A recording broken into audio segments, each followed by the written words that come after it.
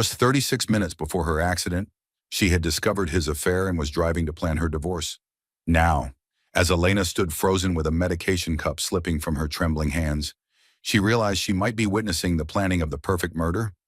What Elena does next will either save an innocent woman's life or destroy her own career. Because when a powerful businessman has millions to gain and everything to lose, how far will he go to silence the one person who overheard his deadly secret? This is the true story of a conspiracy that should have been foolproof, except the nurse was recording. The heart monitor beeped its steady rhythm in room 314 at Mercy General Hospital. Each electronic pulse echoed through the quiet intensive care unit like a metronome counting down the moments of Margaret Sullivan's life. Elena Rodriguez adjusted the IV line with practiced hands, her movements quiet and deliberate in the 2:15 a.m. stillness that blanketed the hospital corridors. The woman in the bed had been Elena's patient for 6 weeks now. Margaret Sullivan, Maggie, according to the medical chart, 52 years old, auburn hair spread across the pillow like spilled wine, delicate features that spoke of a life lived with grace. Her wedding ring caught the hallway light, a modest diamond from what Elena imagined were simpler times, before her husband's construction empire had made them wealthy. Elena had grown fond of this patient, who never woke up but whose husband visited every single day with fresh flowers. Yellow roses on Mondays, white lilies on Wednesdays, pink peonies on Fridays. The routine never varied, and Elena had come to respect Rick Sullivan's dedication to his comatose wife. Tonight felt different, though. The air in room 314 carried an electricity that made the hair on Elena's arm stand up. She had learned to trust these instincts during her 15 years as a nurse. Sometimes the body knows things before the mind catches up. Rick Sullivan paced by the window, expensive suit wrinkled from what must have been a long day of business meetings. His salt and pepper hair was disheveled, and his usually perfect tie hung loose around his neck. The phone pressed against his ear seemed to vibrate with tension as he spoke in urgent whispers. "Just pull the plug. Tori, she's not coming back." Elena's hands froze mid-motion. The plastic medication cup slipped from her fingers and clattered against the rolling cart with a sound that seemed to echo like thunder in the quiet room. "The doctors said brain activity is minimal. We both know she's already gone. This is just prolonging the inevitable." Rick's voice carried the same authority that had built Sullivan Construction into the region's largest firm. Elena had read about him in the business section of the newspaper. Self-made millionaire, pillar of the community, devoted husband maintaining a bedside vigil. Rick spun around at the sound of the falling cup. His eyes met Elena's for a moment, and she saw something cold flash across his features before the mask of grief settled back into place. "I'll call you back." He pocketed the phone with deliberate calm, straightened his expensive tie. "Nurse, how is she tonight?" "Same as always, Mr. Sullivan. Stable." Elena's voice caught in her throat like a bird trapped in a cage. She had heard families discuss end-of-life decisions before. The agonizing conversations about letting go, about quality of life, about what their loved one would have wanted if they could speak for themselves. This felt different, colder, more calculated. "Good. That's good to hear." Rick approached the bed with measured steps, leaned down to kiss Maggie's forehead with practiced tenderness. The gesture looked rehearsed, like an actor hitting his mark. "I should get home. Long day tomorrow with the board meeting and the Martinez contract presentation." Elena nodded, not trusting her voice to remain steady. She watched Rick gather his coat from the bedside chair, adjust his cuffs, smooth his hair, every movement precise and controlled. After he left, Elena stood frozen beside Maggie's bed, staring at her patient's peaceful face. Maggie's chest rose and fell with mechanical precision. The ventilator breathed for her. The feeding tube sustained her, but her latest brain scans showed activity, patterns that Dr. Mitchell had described as encouraging, hope disguised as medical terminology. Elena pulled up the bedside chair, its legs scraping against the linoleum floor with a sound that seemed too loud in the hushed atmosphere of the ICU. "Mrs. Sullivan, I don't know if you can hear me, but something's not right here." The heart monitor continued its steady rhythm, alive, fighting, surviving against odds that would have defeated weaker people. Elena checked her own phone 3 times after Rick left. Lock screen, unlock, check for messages, lock screen again. We all do this when processing shocking information, when reality shifts beneath our feet and we need something familiar to anchor ourselves, something concrete and real in a world that suddenly feels uncertain.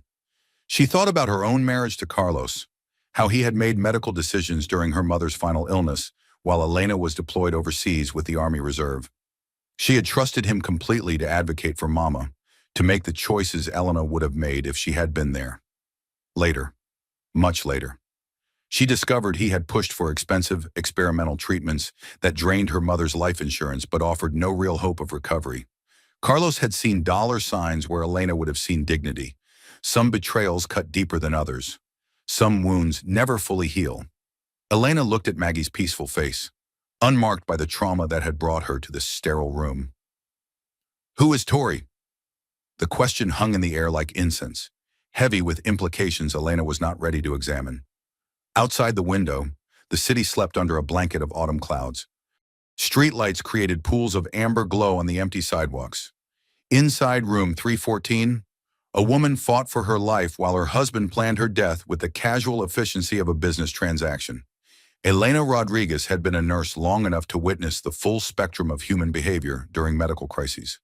She had seen families torn apart by disagreements over treatment. She had watched grief transform loving relatives into bitter adversaries, fighting over inheritance and medical decisions. She had witnessed the ugly side of human nature when death and money intersected. But she had never heard a spouse discuss their partner's death like a quarterly earnings report. "Just pull the plug. Tori!" The words echoed in her mind with the persistence of a song stuck on repeat. Not "if there's no hope for recovery," or "if the doctors think it's time." Just pull the plug. Like unplugging a television. Like ending an inconvenience that had outlived its usefulness. Elena stood, smoothing her purple scrubs with hands that trembled slightly. Her shift ended in 5 hours, but she knew sleep would be elusive tonight. The comfortable routine of her job had been shattered by 60 seconds of overheard conversation. She walked to the window where Rick had been standing, looking out at the parking garage where his black Mercedes was probably parked in the executive spaces. The view from this angle showed the hospital's memorial garden, where families often went to process grief and make impossible decisions. Elena wondered if Rick had ever sat on those benches, genuinely mourning his wife's condition. Somehow, she doubted it. Elena returned to Maggie's bedside, checking the monitors one final time. Blood pressure stable, heart rate steady, oxygen saturation normal, all the mechanical measurements of life continuing against tremendous odds. "Mrs. Sullivan, I promise you this. Whatever's happening here, whatever your husband is planning, I won't let him hurt you." The words came out stronger than Elena felt, but speaking them aloud made them feel like a sacred vow. Elena had always believed that being a nurse meant being an advocate for those who could not advocate for themselves. Tonight, that belief was about to be tested in ways she could never have imagined. Something was very wrong in room 314. Elena Rodriguez was the only witness to Rick Sullivan's true intentions. And Elena Rodriguez was not going to stay silent. The heart monitor beeped its relentless rhythm, counting out the moments of a life hanging in the balance. In the hallway, the night shift continued its quiet routines, unaware that a potential murder was being planned just steps away from their nursing station. Elena gathered the scattered medication cups, her mind already racing ahead to the morning. She would need to research Rick Sullivan more thoroughly. She would need to understand who Tori was and what role she played in Rick's plans. She would need to gather evidence, build a case, find allies who would believe her story. But first, she would need to figure out how to protect a patient who could not protect herself from the person who should have been her greatest protector. The night stretched ahead like an ocean of uncertainty. Elena had no idea that her decision to pay attention, to question what she had heard, to trust her instincts over her desire for a quiet life, would set in motion a chain of events that would save one life and destroy another. Sometimes heroism begins with simply refusing to look away. Elena Rodriguez was about to discover exactly how much courage she possessed. Elena's shift ended at 7 a.m., but she found herself lingering in the hospital break room, unable to shake the memory of Rick Sullivan's cold voice. The coffee maker gurgled and hissed as she poured her third cup since clocking out, her hands still trembling slightly from the adrenaline that had kept her alert through the remainder of her shift. She pulled out her phone and began searching for information about Rick Sullivan. The internet revealed a carefully crafted public image: self-made businessman, community leader, devoted family man. Sullivan Construction dominated the local business section with announcements of major contracts and charitable contributions. New hospital wing funded by Sullivan Construction. City courthouse renovation completed ahead of schedule. $1 million infrastructure projects with the state government. Elena scrolled through images from society pages and charity galas. Rick and Maggie smiled at cameras, his arm possessively around her waist in photo after photo. Maggie consistently wore simple, elegant clothing that spoke of understated wealth. Black cocktail dresses, pearl necklaces, classic pumps. She looked like a woman who had grown comfortable with prosperity but had not forgotten her roots. Her biography in the charity program mentioned interior design work for several of Rick's commercial projects. Elena found photographs of office buildings and hotels with Maggie's signature aesthetic clean lines, natural materials, spaces that felt both professional and welcoming. She had talent. She had her own identity beyond being Rick Sullivan's wife. "They looked happy," whispered Janet, the day shift nurse, peering over Elena's shoulder as she passed through the break room. Janet had worked at Mercy General for 23 years and had seen every possible variation of family dynamics during medical crises. Before the accident, I mean, "What do you know about that night?" Elena asked, closing her phone and giving Janet her full attention. Maggie was driving home from her book club meeting, rainy Tuesday evening in March. "You know how treacherous those roads get when they're wet." Janet poured herself coffee and settled into the plastic chair beside Elena. Semi-truck ran the red light at 5th and Main Street. Driver said he never saw her little Honda Civic. Elena's journalistic instincts, honed during her brief stint as a military correspondent before nursing school, began firing questions. Was the truck driver charged? Clean record, no drugs or alcohol in his system. Just one of those terrible accidents that happen when weather conditions are bad and visibility is poor. Janet shook her head with the weariness of someone who had seen too much tragedy. Rick was devastated. Hasn't missed a single day visiting since she was admitted. Elena remembered the previous night's phone call, the cold calculation in Rick's voice as he discussed pulling the plug. Has he mentioned anything about stopping treatment? Not to me. Why would you ask that? Elena chose her words carefully. Just wondering about the family's emotional state. Long-term intensive care is difficult for everyone involved. Rick seems to be handling it as well as anyone could. The kids have been struggling more. Janet lowered her voice, even though they were alone in the break room. Daughter Sarah comes by every few days. Always looks like she's been crying. Son Tommy's been here twice since the accident. Lives in Portland now. Creative type. You know. Rick doesn't seem to approve of his lifestyle choices. Elena filed away this information. Strained family relationships often became more complicated during medical crises. What kind of creative work does Tommy do? Photography and painting. I think very talented, from what Sarah mentioned. But Rick wanted him to join the family business. There's some tension there. After Janet left to begin her rounds, Elena spent her lunch break researching medical ethics protocols and family decision-making processes. Hospitals required consensus among immediate family members for major treatment decisions. Court involvement became necessary when families disagreed or when there were questions about the patient's wishes. She printed articles about suspicious insurance claims and cases where spouses had accelerated their partner's death for financial gain. The tactics were disturbingly similar across different cases: isolate the patient from outside support, control the medical narrative, present themselves as devoted caregivers while subtly undermining recovery efforts. Elena thought about her ex-husband Carlos and the decisions he had made during her mother's final illness. She had been deployed to Afghanistan, trusting Carlos to advocate for Mama's best interests. The experimental treatments he had chosen were expensive and offered little hope, but they kept Mama alive long enough to drain her modest savings and life insurance policy. The difference was that Carlos had been greedy and opportunistic. Rick Sullivan seemed calculating and patient, more dangerous. Elena sat in her Honda Civic in the hospital parking lot after her research session, unable to turn the key in the ignition. We have all experienced moments when reality shifts beneath us, and we need time to process the new landscape. When the world we thought we knew reveals ugly truths hiding beneath polite surfaces. Her phone rang, startling her from her contemplation. Maria, her sister. "Elena, You sound tired. Long shift. Elena stared at the hospital entrance where Rick would probably appear soon for his daily visit with fresh flowers and practiced grief. Maria, if something happened to me, if I was in a coma or unable to speak for myself, you would fight for me, right? Elena, what kind of question is that? Of course I would fight for you. I would never give up hope. Why are you asking me this? Elena watched a black Mercedes pull into the executive parking section. Rick Sullivan emerged carrying yellow roses. Right on schedule.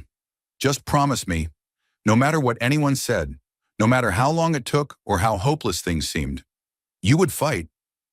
I promise. But Elena, you're scaring me. What's going on? Is everything okay at work? Nothing's going on. I just needed to hear you say it. That evening, Elena settled into her apartment with a cup of tea and her laptop, determined to learn everything she could about Rick Sullivan's family dynamics. Sarah Sullivan, 26 years old, worked for a downtown marketing firm called Creative Solutions. Her LinkedIn profile showed a young professional climbing the corporate ladder with impressive determination. Bachelor's degree in communications, internships at prestigious agencies, steady promotions over the past 4 years. Sarah's Instagram account painted a more personal picture. Photos at Sullivan construction events, always standing close to her father with obvious pride and affection. Father-daughter dinners at expensive restaurants. Graduation pictures with Rick beaming beside her in his perfectly tailored suit. Here was the daddy's girl, the child who had followed the expected path and earned paternal approval. Tommy Sullivan's social media presence told a completely different story. 24 years old, living in Portland's artistic district. His posts were sparse but revealing photographs of urban decay transformed into beauty. Paintings that captured emotion in abstract swirls of color. Quotes from poets and philosophers. His bio read simply, "Finding beauty in broken things." Elena stared at that phrase for a long time. Finding beauty in broken things. Like his mother, lying broken and unconscious in a hospital bed while her husband planned her death with casual efficiency. Elena made herself another cup of tea and continued her investigation. Public records showed that Rick and Maggie had been married for 28 years. They had purchased their current home in the hills 15 years ago, when Sullivan Construction's success had reached the level where luxury became possible. Building permits revealed extensive renovations over the years: a swimming pool, a 3-car garage, a home office wing. The property was worth nearly $2 million now, according to recent tax assessments.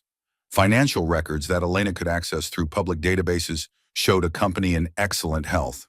Sullivan Construction had weathered the economic downturns better than most, diversifying into government contracts and commercial development. Rick's personal wealth was estimated in the tens of millions. Everything looked perfect on paper. The successful businessman, the devoted wife, the accomplished children, the beautiful home. But Elena had learned to distrust perfect surfaces during her nursing career. Underneath pristine facades, corruption often festered like an untreated infection. She bookmarked articles about medical fraud, spousal murder disguised as mercy killing, and insurance schemes that turned family tragedies into financial opportunities. The patterns were always similar across different cases: control the narrative, isolate the victim, appear to be the devoted caregiver while systematically undermining any chance of recovery. Elena thought about Maggie's most recent brain scans, which Dr. Mitchell had discussed during the previous week's medical team meeting. Subtle but measurable increases in neural activity, response patterns that suggested consciousness might be closer than anyone had dared to hope. The kind of medical progress that would be inconvenient for someone planning a murder disguised as mercy. "I'm not being paranoid," Elena whispered to her empty apartment. "Something's wrong here. I can feel it in my bones." Her nursing instincts had been honed by 15 years of patient care and had never failed her when it mattered. They were screaming now with an urgency that made her hands shake as she reached for her teacup. Elena opened a new browser tab and began researching small recording devices. If Rick Sullivan was planning to kill his wife, Elena was going to stop him. But first, she needed evidence that would convince others of what she already knew in her heart. The coffee grew cold as Elena dove deeper into the digital trail of Rick Sullivan's life. Credit card records that were publicly available showed regular charges at expensive restaurants, luxury hotels, and high-end retail stores. Travel expenses that seemed excessive for business purposes. a pattern of spending that suggested someone living a double life. Elena cross-referenced these expenses with Sullivan Construction's business calendar, looking for discrepancies. Several hotel charges occurred on dates when Rick claimed to be attending construction industry conferences, but the hotels were in cities where no major industry events were scheduled. She made notes in a composition notebook, creating timelines and connecting dots that painted a picture of deception stretching back at least 18 months.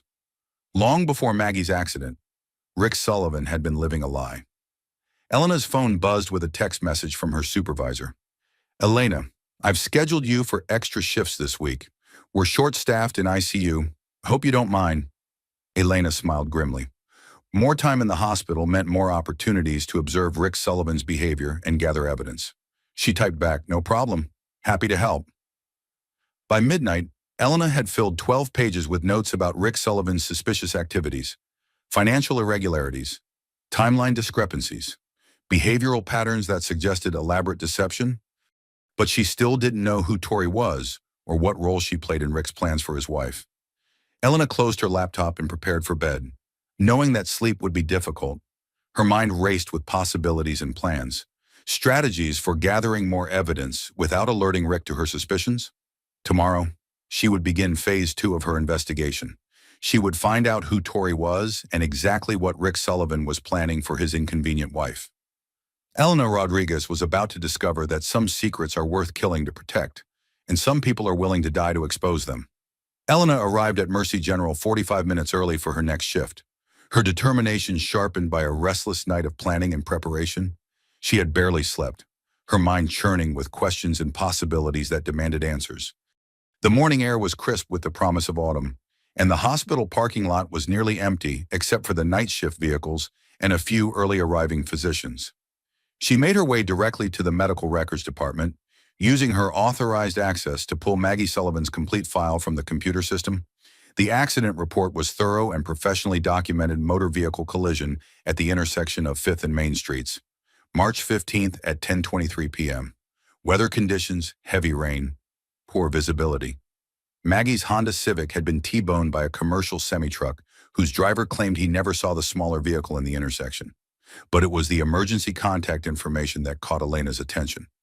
Rick Sullivan was listed as primary contact, as expected.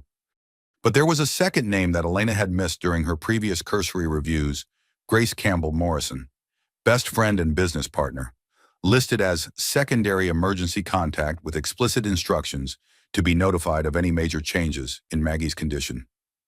Elena memorized Grace's phone number and office address. Campbell Morrison Interiors was located in the Arts District downtown, about 15 minutes from the hospital. During her lunch break, Elena called the number, her heart hammering as she waited for someone to answer. "Campbell Morrison Interiors, this is Grace speaking." The voice was professional but warm, with the slight rasp of someone who had probably smoked in her younger years. Elena took a deep breath and committed herself to a path that might change everything. "Hello, my name is Elena Rodriguez. I'm a nurse at Mercy General Hospital. I'm calling about Maggie Sullivan." A pause. Then, in a voice that carried both wariness and hope, "I've been wondering when someone would ask the right questions. Can we meet not over the phone?" They agreed to meet at Rosie's Diner on Elm Street, a small family-owned restaurant that had been serving comfort food to the community for 3 generations. Elena chose a corner booth that offered privacy and a clear view of the entrance. She arrived 10 minutes early and ordered coffee, her hands trembling slightly with nervous energy. Grace Campbell Morrison entered the diner at exactly 1:30 p.m., scanning the room with the careful attention of someone who had learned to be cautious. She was 49 years old according to Elena's research, but carried herself with the confidence and poise of someone who had built her own success through talent and determination. Designer clothing that was tasteful rather than ostentatious. Short silver hair that looked professionally styled. Eyes that had seen too much but still held warmth. Grace slid into the booth across from Elena, clutching her designer handbag against her chest like armor. "I assume this is about Maggie's condition?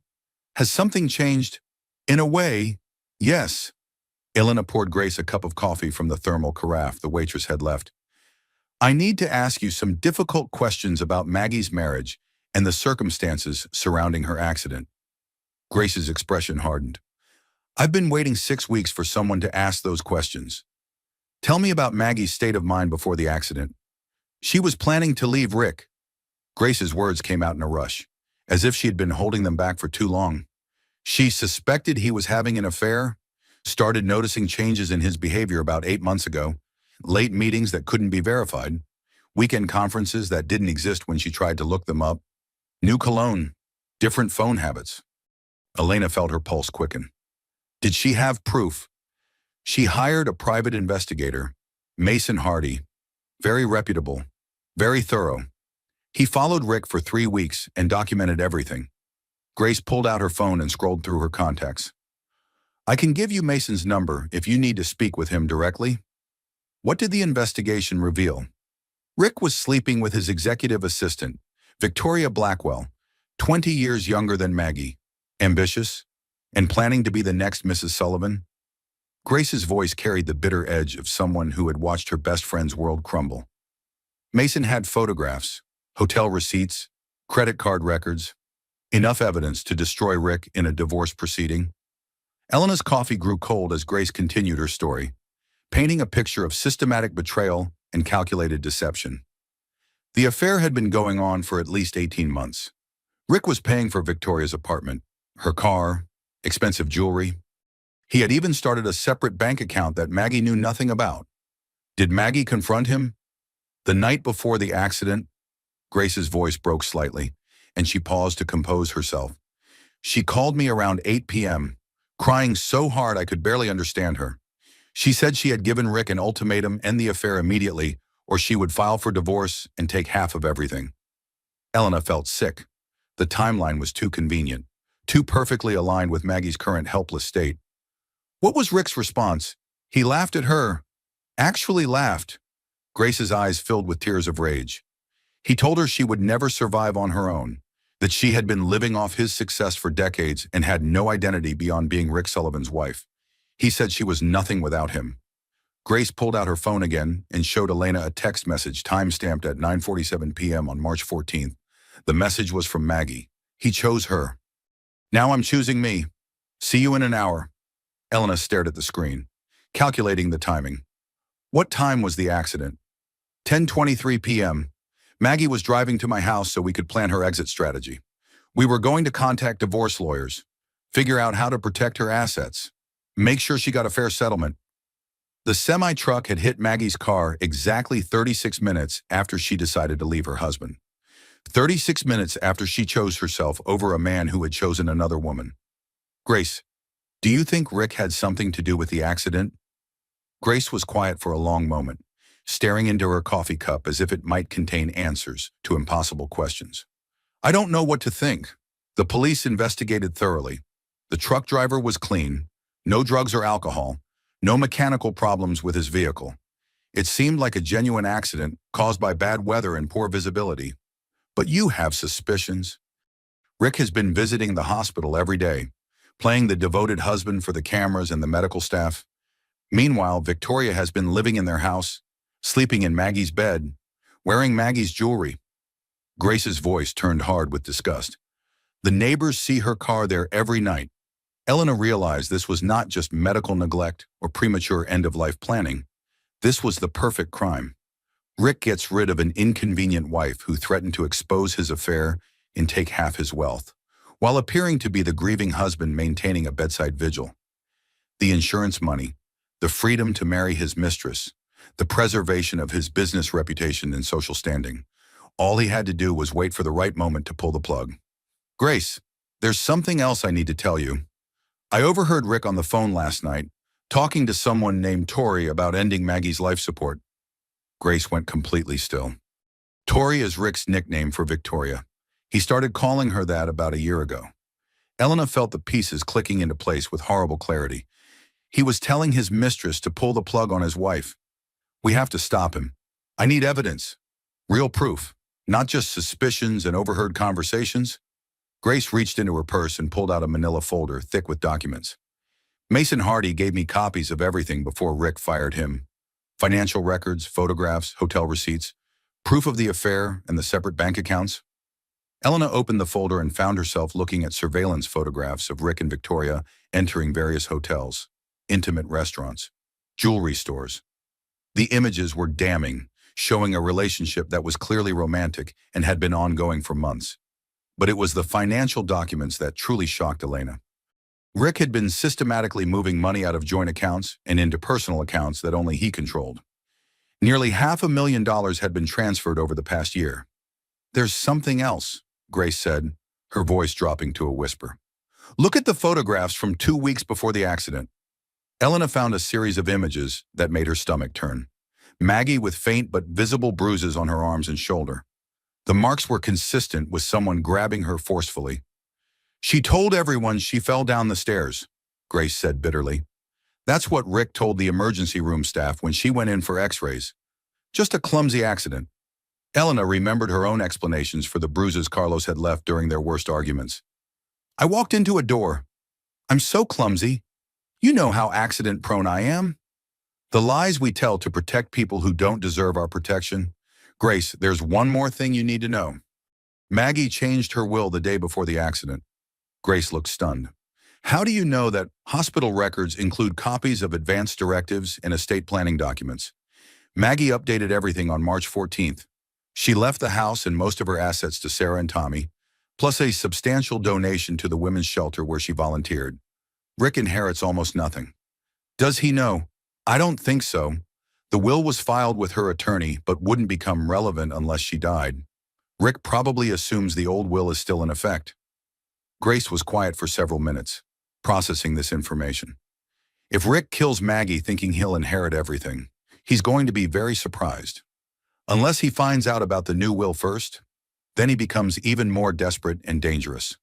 Elena looked across the diner booth at this woman who had been Maggie's closest friend and business partner. Grace had the successful career, the financial independence, the strength that Maggie had been seeking when she decided to leave Rick. "Grace, I think Rick is planning to end Maggie's life support within the next few days. I need to gather evidence of his intentions, but I can't do it alone." "What do you need me to do?" "Keep documenting everything. If Rick is having an affair and planning murder, there will be more traces, phone records, additional financial transfers, changes in his behavior or routine. I'll call Mason Hardy. He might be willing to continue surveillance even though Rick fired him."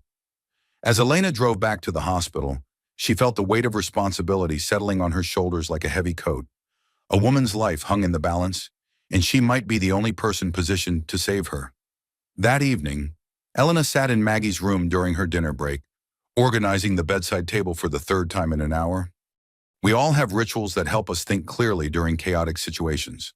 The repetitive motion of arranging medical supplies and personal items helped Elena process the overwhelming information Grace had shared. "Mrs. Sullivan, I met your friend Grace today. She told me about your husband's affair with Victoria Blackwell. She told me about what you discovered the night before your accident." Elena leaned closer to the bed, speaking softly to avoid being overheard by staff in the hallway. "Grace also told me about your new will. You were planning to leave Rick and start a new life. You were choosing yourself, choosing your own happiness and dignity." The heart monitor beeped its steady rhythm. Somewhere inside that still body, Maggie Sullivan was fighting to survive, to wake up, to reclaim the life that had been stolen from her in 36 crucial minutes on a rainy March evening. Elena made a decision that would change the trajectory of her career and possibly her life. Tomorrow, she would purchase the recording device she had researched online. She would gather the evidence needed to expose Rick's plan and save Maggie's life. But she would also need allies. People who cared about Maggie. People who could not be intimidated or bought by Rick Sullivan's wealth and influence. Elena thought about Sarah and Tommy Sullivan, Rick's own children. If they knew what their father was planning, would they stand with him or against him? Time was running out. Rick had given himself a timeline, and Elena had no way of knowing how much of that timeline had already elapsed. She was going to save Maggie Sullivan's life, even if it destroyed her own career in the process. Some fights are worth the consequences. Elena Rodriguez was about to discover exactly how much courage she possessed when everything was at stake. Elena sat in Maggie's room during the quiet hours before dawn, reading aloud from a romance novel she had discovered in the bedside table drawer. The book was well worn, with notes penciled in the margins and passages underlined in fading ink. This had been Maggie's book, something she had been reading before the accident transformed her life into a medical emergency. She had always believed in happy endings, Elena read, her voice soft in the dim room. Even when the world tried to convince her otherwise, even when love seemed impossible and hope felt foolish, she held on to the belief that good people deserve good things. The ritual of reading steadied Elena's nerves before what came next. The familiar rhythm of storytelling, the peaceful expression on Maggie's face, the sense that somewhere inside her unconscious patient, a woman was still fighting to return to the world she had been forced to leave. After her shift ended, Elena drove to the electronics store in the shopping center near her apartment. Best Buy was just opening for the day, and the teenage employee behind the customer service counter looked like he would rather be anywhere else on earth. "I need a small digital recording device," Elena told him, trying to keep her voice casual. "Something portable and discreet." "What kind of recording? Music, lectures, interviews?" "Lectures," Elena lied, hating the deception but knowing it was necessary for Maggie's survival. "I'm taking some continuing education classes and want to record the presentations for review later." The teenager showed her several options, from basic voice recorders to more sophisticated devices with extended battery life and enhanced audio quality. Elena selected a model that could record for up to 12 hours on a single charge and was small enough to be concealed easily. "Good choice," the teenager said with the enthusiasm of someone earning commission. "This one has excellent sound quality and can pick up conversations from across a room." Elena paid in cash and left the store with her purchase hidden in her purse. The weight of the small device felt enormous, like carrying evidence of a crime she had not yet committed. Back at Mercy General, Elena waited until the evening shift was well underway before implementing her plan. She entered Maggie's room during a quiet period when the hallways were relatively empty and most patients were settled for the night. Her hands shook as she positioned the recording device under Maggie's bedside table, taping it securely to the metal framework where it would be invisible to casual observation. The location was perfect for capturing conversations near the bed while remaining hidden from anyone who was not specifically looking for surveillance equipment. Elena tested the audio quality by whispering a quiet countdown, then played back the recording through the device's tiny speaker. The sound was crystal clear. Every word would be captured with perfect fidelity. 2 nights later, Elena's patience was rewarded in the most chilling way possible. Rick arrived at 11:45 p.m., 15 minutes later than his usual schedule. He used his keycard override to enter the ICU after official visiting hours had ended, a privilege reserved for immediate family members during medical crises. Elena pretended to chart medications at the nursing station, maintaining her professional duties while the recording device captured everything happening in room 314. Rick paced by the window with his phone pressed against his ear, his voice low but intense with frustration. "The lawyers are getting impatient. Tori," Henderson specifically asked about the stability of my personal situation during yesterday's partner meeting. Elena forced herself to continue writing in the medical charts, maintaining her cover while straining to hear every word of Rick's conversation. I know. But if I push too hard too quickly, the kids might become suspicious. Sarah's already asking uncomfortable questions about the will and about why you've been staying at the house." A pause as Rick listened to Victoria's response. Elena could imagine the mistress on the other end of the line, probably lying in Maggie's bed, wearing Maggie's clothes, living the life that Maggie had built over 28 years of marriage.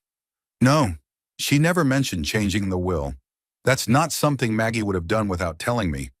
But Grace Campbell Morrison has been filling Sarah's head with nonsense about our marriage. We need to be very careful about how we handle the next few weeks." Elena's pen hovered over the medication chart. Rick did not know about the new will. He was planning to kill his wife, believing he would inherit everything, unaware that Maggie had already protected her assets and chosen her own beneficiaries. The board meeting went better than expected. "Henderson's ready to move forward with the Martinez contract, but only if my personal situation gets resolved soon. They don't want any instability in the leadership structure during such a major expansion." Another pause. Elena held her breath, knowing that the next words would reveal Rick's timeline for murder. 2 weeks maximum. Dr. Mitchell mentioned that if there's no significant improvement within 2 weeks, the hospital's ethics committee will be willing to discuss comfort care options. That's our window. Elena felt ice water flow through her veins. 2 weeks to kill his wife before the business deal fell through. 2 weeks before Rick's carefully constructed double life became unsustainable. I love you too, Tori. This nightmare will all be over soon, and we can finally start our real life together. No more sneaking around, no more lies, no more pretending to be the devoted husband. Elena forced herself to continue writing, even though her hand was shaking so badly that her notes were barely legible. The recording device was capturing every damning word, but she needed to maintain her professional composure until Rick finished his call and left the room. The insurance policy alone will set us up for life. $2.5 million, plus whatever I inherit from the house and her business interests. We can travel. Buy that place in Tuscany you've been dreaming about. Maybe start our own construction company without any partners to answer to.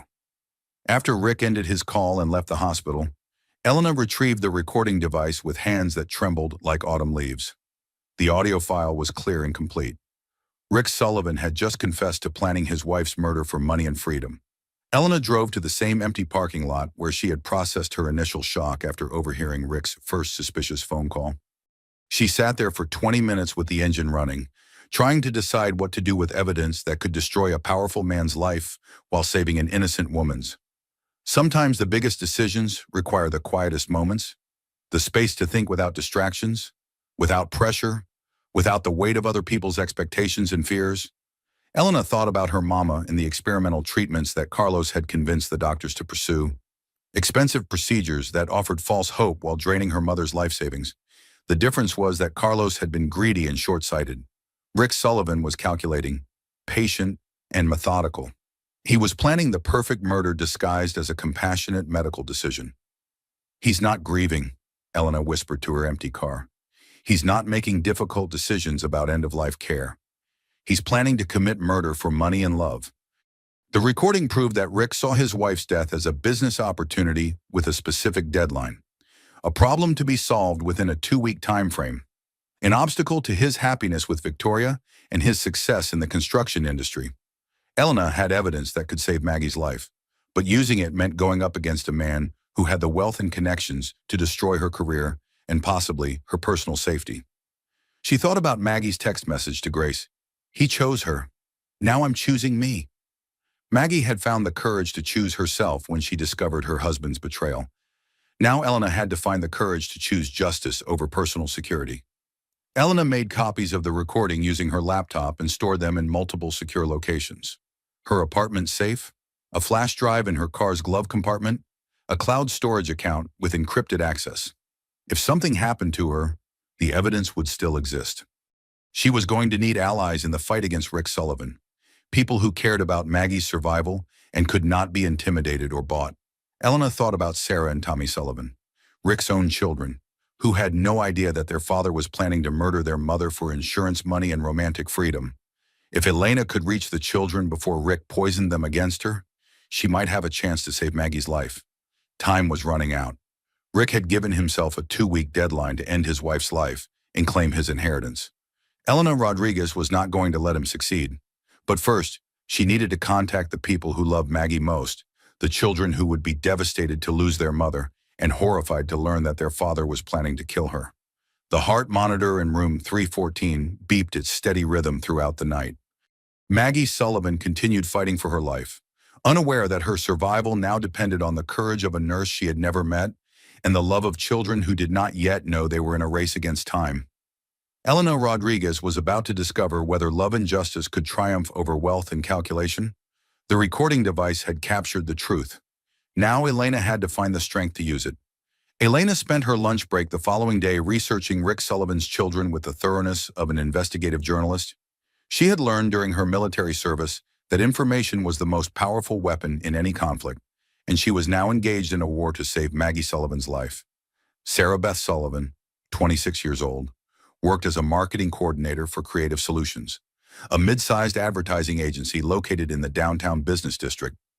Her LinkedIn profile revealed an impressive trajectory, graduated magna cum laude from the State University with a degree in communications, completed internships at 2 prestigious marketing firms during college, and had been promoted 3 times in 4 years at her current position. But it was Sarah's Instagram account that painted the more personal picture Elena needed to understand. Hundreds of photos documented a close relationship with her father Sullivan Construction Company picnics, where Sarah stood proudly beside Rick as he gave speeches to employees. Father-daughter dinners at expensive restaurants where they toasted business successes. Graduation photos where Rick beamed with obvious pride as Sarah received academic honors. This was the daddy's girl, the child who had followed the expected path and earned paternal approval through achievement and loyalty. Sarah would be the more difficult of the two children to turn against Rick, because her identity was so closely tied to being his successful daughter. Tommy Sullivan's online presence told a completely different story. 24 years old, living in Portland's Pearl District among other artists and creative professionals. His Instagram posts were sparse but revealing photographs of urban decay transformed into haunting beauty, abstract paintings that captured raw emotion in swirls of color and texture. Quotes from poets and philosophers about finding truth in broken places. His bio read simply, "Finding beauty in broken things." Elena stared at that phrase for several minutes, feeling its relevance to their current situation. Tommy was an artist who specialized in transformation, in seeing potential where others saw only damage, like his mother, lying broken and unconscious in a hospital bed while her husband planned her death.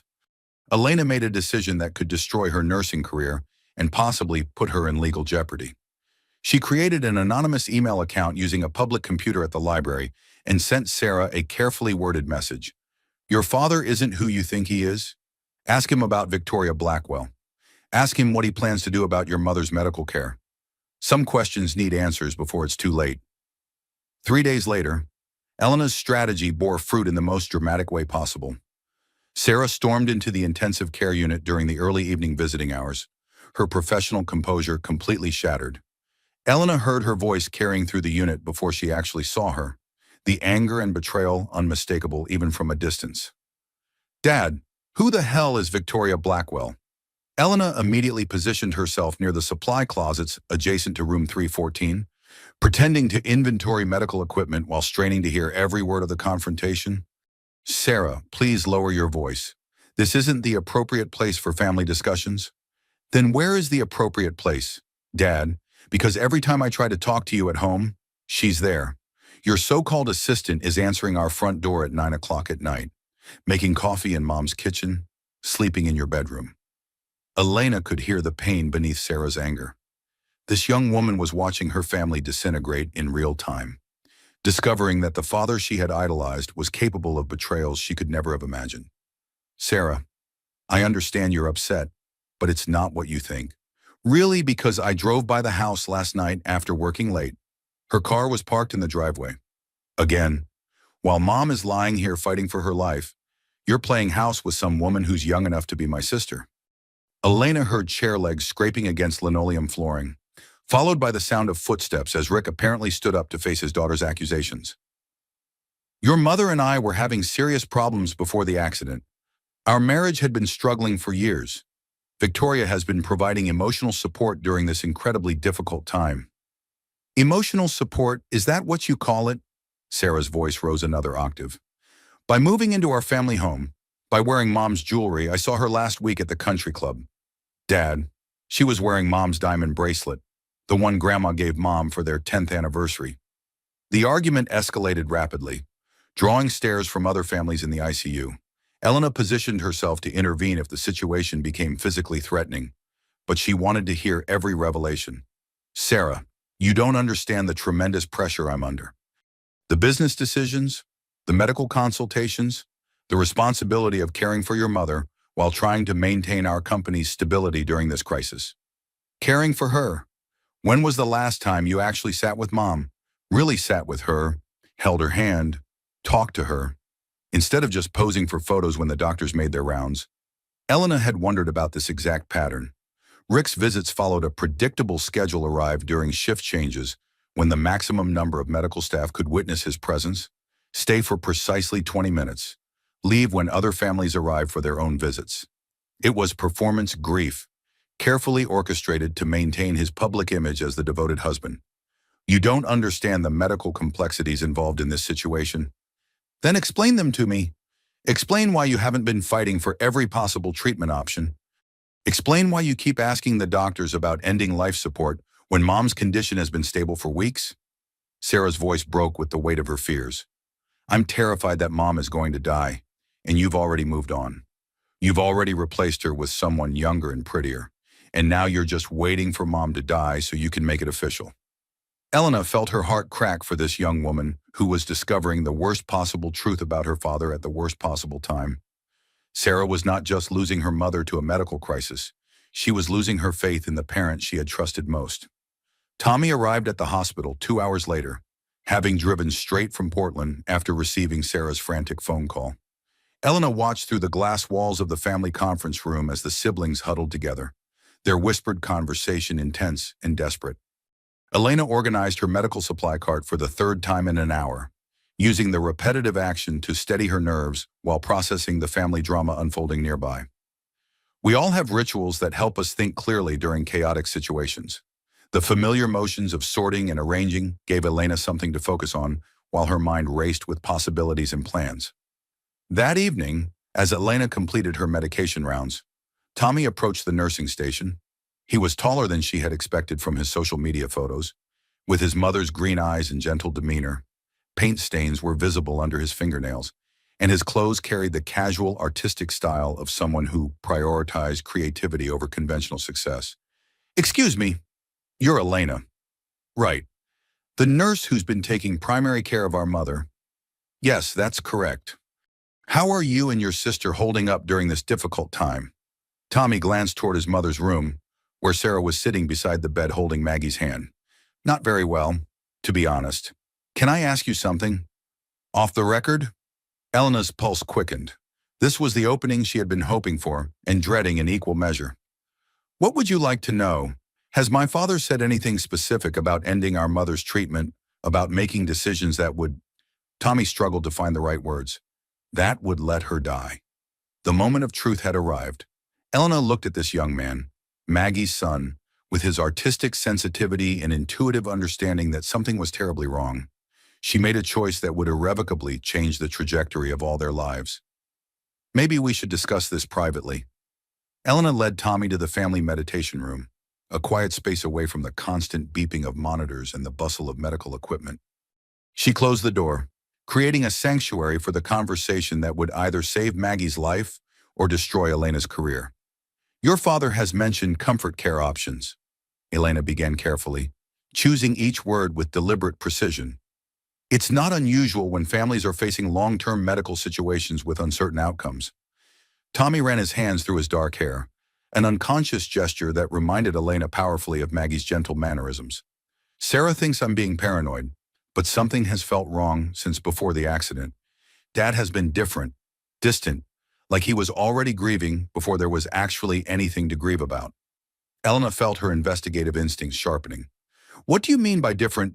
Emotionally absent, going through the motions of being a concerned husband, but without any genuine feeling behind it. Tommy's voice dropped to barely above a whisper. I'm an artist. I make my living by observing human emotion and translating it into visual form. Dad's grief doesn't look real to me. What do you remember about the night your mother was injured? I was in Portland, working on a gallery installation.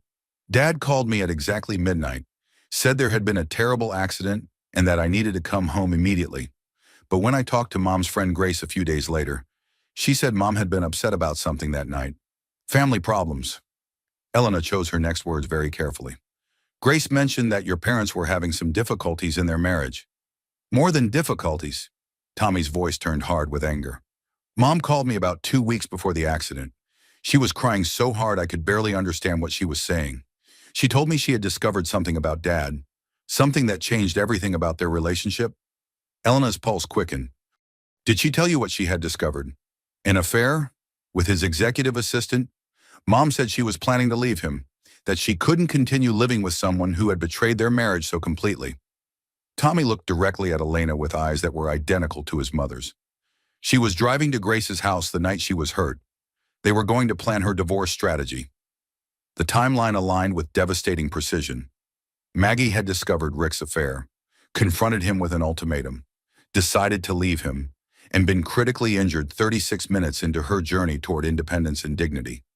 Tommy, what I'm about to tell you could get me fired from my job and possibly prosecuted for violating patient confidentiality. But your mother deserves someone fighting for her life. Elena pulled out her phone and played the recording of Rick's conversation with Victoria. She watched Tommy's face transform from confusion to horror to rage as he listened to his father discussing his mother's death like a business transaction. That bastard! Tommy stood abruptly, pacing the small meditation room like a caged animal. He's not just planning to let her die, he's planning to murder her. Not directly, but the effect would be the same. Withdrawing life support from a patient who might recover is essentially condemning them to death. What evidence do we have that Mom might actually recover? Elena felt a surge of hope. Tommy was thinking strategically, like someone prepared to fight for his mother's life. Your mother's most recent brain scans show measurable improvement. Dr. Mitchell mentioned last week that her neural activity patterns suggest consciousness might be closer than anyone initially believed. So Dad isn't just making a difficult decision about end-of-life care. He's actively preventing Mom from having a chance to recover because it would interfere with his plans to marry his mistress and inherit Mom's money. That's exactly what I believe is happening. Tommy was quiet for several minutes, processing the full implications of what Elena had revealed. When he spoke again, his voice carried a new determination. What can we do to stop him? We need more evidence of his intentions, and we need your sister's support. Elena realized she had crossed the line from observer to participant, from medical professional to criminal investigator. I can't stay quiet anymore. Some things are more important than job security. Tommy proved to be surprisingly strategic for an artist. He immediately began suggesting ways to document Rick's behavior and gather additional evidence of his murderous intentions. Sarah won't want to believe this at first, he warned Elena. Dad has been her hero since childhood. She's built her entire identity around being the successful daughter who earned his approval, but she's intelligent and she loves Mom. She'll see the truth if we present the evidence carefully. They developed a comprehensive plan. Tommy would publicly reconcile with Sarah while privately working to convince her of their father's guilt. Elena would continue recording Rick's conversations and documenting his behavior patterns. Together, they would build an unshakable case that could withstand legal scrutiny. Elena deleted and rewrote a text message to her sister Maria 5 times before finally sending it. When making life-changing decisions, we second-guess ourselves even when we know we're right. We want to be absolutely certain before we leap into unknown territory where the consequences might be irreversible.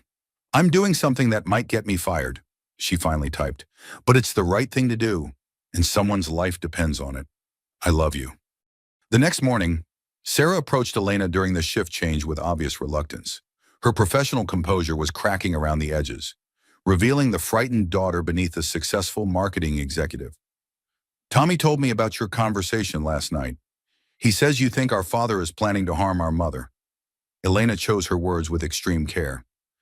I think your mother deserves every possible chance to recover from her injuries. And I think some people might benefit more from her death than from her survival. Sarah's carefully constructed mask fell away completely. There's something I haven't told Tommy yet. Victoria has been planning a spring wedding. I found the venue contract in Dad's home office when I was looking for Mom's insurance information. The date is exactly 3 months from the anniversary of Mom's accident. The timeline made perfect sense with chilling precision. Grieving widower remarries after an appropriate mourning period. Rick gets his young wife. Victoria gets access to his wealth. And Maggie's inconvenient recovery becomes an impossibility. There's more, Sarah continued, her voice trembling with suppressed emotion. I've been going through Dad's credit card statements and bank records, expensive jewelry purchases, luxury hotel stays, vacation rentals in places Mom has never been, all starting about 18 months ago. Elena felt their case strengthening with each new piece of evidence. Will you help us build a complete picture of your father's deception? Sarah nodded, tears streaming down her cheeks. What do you need me to do? Document everything you can find about your father's financial activities and his relationship with Victoria. We need to establish a timeline that shows premeditation and planning. I work in marketing and research. I know how to investigate people and build compelling narratives with supporting evidence. Elena looked at these 2 young adults who were about to go to war against their own father to save their mother's life. The daddy's girl and the artistic son, united by love for Maggie and horror at Rick's betrayal. The alliance was formed, but Elena knew they were going up against a powerful man with everything to lose, a man who had the wealth and connections to destroy their reputations and possibly their lives. What would Rick Sullivan do when he realized his own children were working against him? Elena was about to find out, and she suspected the answer would be more dangerous than any of them were prepared to handle. Elena led Tommy through the quiet corridors of the hospital to the family meditation room, a small space designed to provide privacy and peace for families facing medical crises. The room was simply furnished with comfortable chairs, soft lighting, and a small table that held tissues and inspirational books. Elena closed the door firmly, creating a sanctuary for the conversation that would determine Maggie Sullivan's fate. "Your father has mentioned comfort care options on several occasions," Elena began, settling into one of the chairs and gesturing for Tommy to do the same. "It's not unusual when families are facing long-term medical situations with uncertain prognoses." Tommy sat down heavily, running his hands through his dark hair in a gesture that reminded Elena powerfully of his mother. His hands were artist's hands, long-fingered and expressive, with paint stains under his nails from whatever project he had been working on before rushing to Portland. "Sarah thinks I'm being paranoid, but something has felt fundamentally wrong since before Mom's accident," Tommy said, his voice carrying the weight of months of suppressed suspicions. "Dad has been different, emotionally distant, going through all the motions of being a concerned husband, but without any genuine feeling behind the performance." Elena leaned forward slightly, encouraging him to continue. "Can you be more specific about what you observed?" "I'm an artist, Elena. I make my living by studying human emotion and translating it into visual form. I've spent years learning to read facial expressions, body language, the subtle tells that reveal what people are really thinking and feeling." Tommy's green eyes, so similar to his mother's, grew intense with conviction. "Dad's grief doesn't look authentic to me. It looks rehearsed. What do you remember about the night your mother was injured?" "I was in Portland, working on an installation piece for a gallery showing. Dad called me at exactly 12:07 a.m. I remember the precise time because I was still in my studio and had been checking the clock, debating whether to work through the night or go home to sleep." Tommy paused, his expression growing troubled. "Dad said there had been a terrible accident and that Mom was in critical condition. He told me to drive down immediately." Elena waited patiently, sensing there was more to the story. "But when I talked to Mom's friend Grace a few days later, she said Mom had been extremely upset that evening. Grace mentioned family problems, some kind of crisis that had Mom crying and planning to visit Grace's house late at night. Grace told me about your parents' marital difficulties." "It was more than difficulties," Tommy said, his voice hardening with anger. "Mom called me exactly 2 weeks before the accident. She was crying so hard I could barely understand what she was saying through the phone. She told me she had discovered something about Dad that changed everything about their marriage." Elena felt her pulse quickening. "Did she tell you specifically what she had discovered? An affair?" "With his executive assistant, someone named Victoria. Mom said she had hired a private investigator and gotten proof of the relationship. She was planning to leave Dad. Said she couldn't continue living with someone who had betrayed their vows so completely." Tommy looked directly at Elena, his mother's eyes blazing with suppressed fury. "Mom was driving to Grace's house the night she was hurt.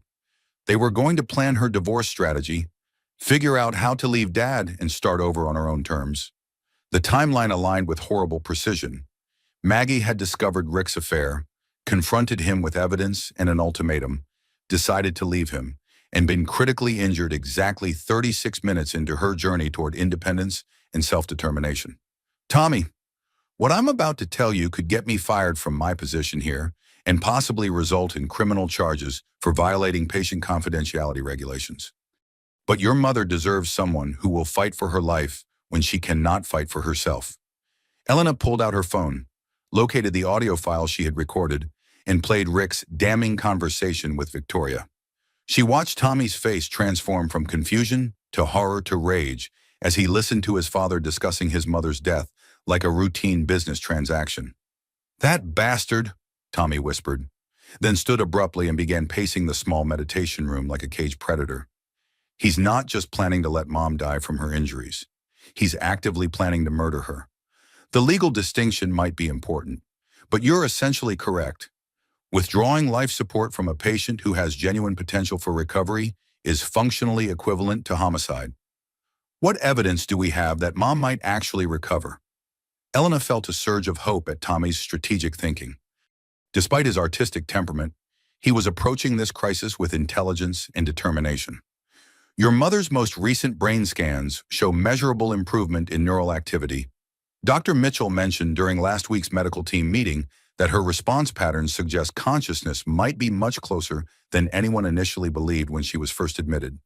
So Dad isn't making a difficult but necessary decision about end-of-life care.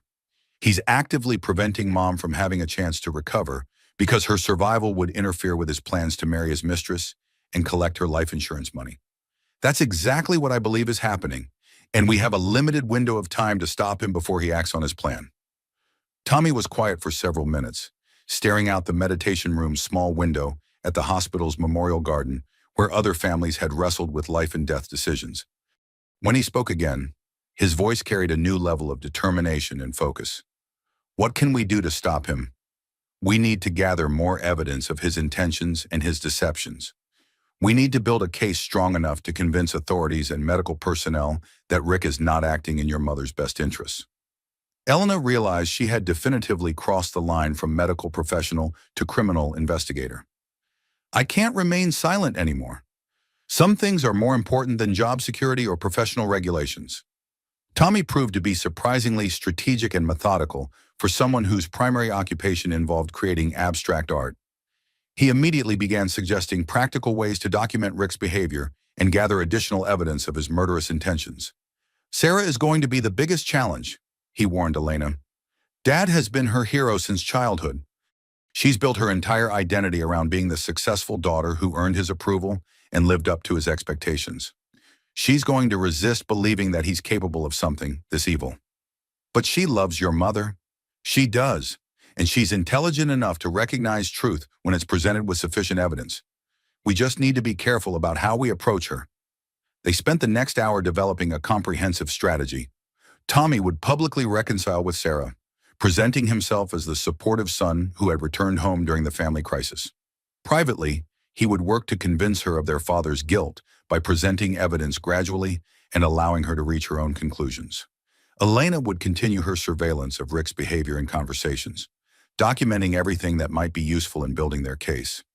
She would also research the legal and medical procedures that governed end-of-life decisions, looking for ways to delay or prevent Rick from acting on his timeline. Together, they would gather allies among the medical staff and prepare to involve law enforcement if necessary. Elena found herself deleting and rewriting a text message to her sister Maria 5 times before finally sending it. When making decisions that will irrevocably change your life, we naturally second-guess ourselves even when we know we're choosing the right path.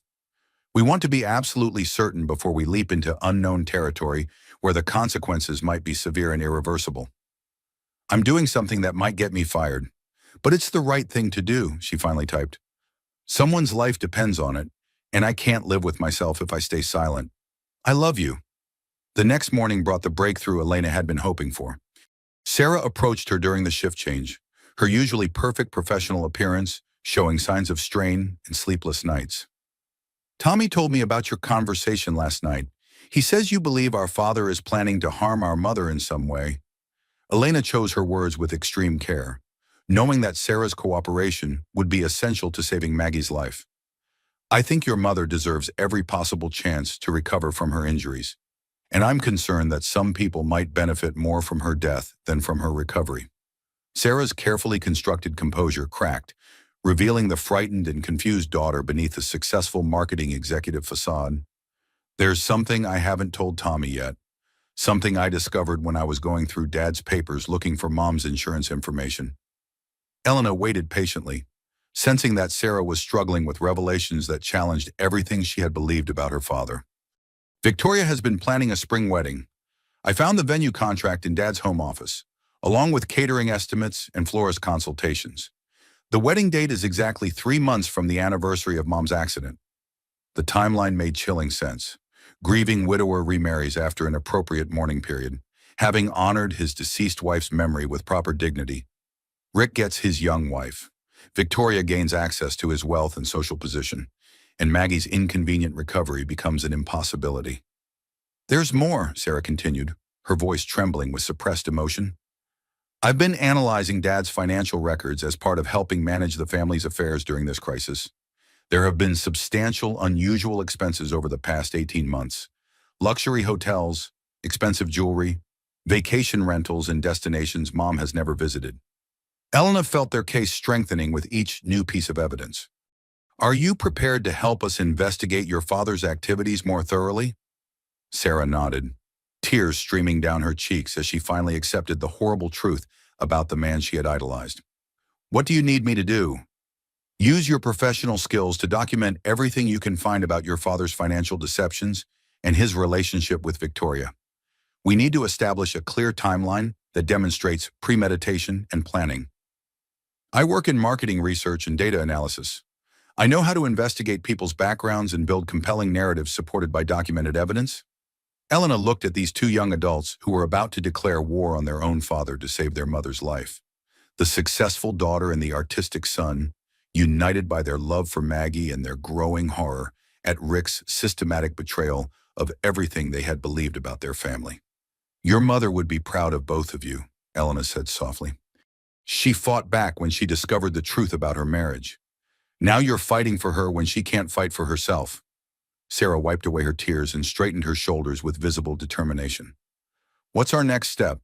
Evidence gathering on multiple fronts.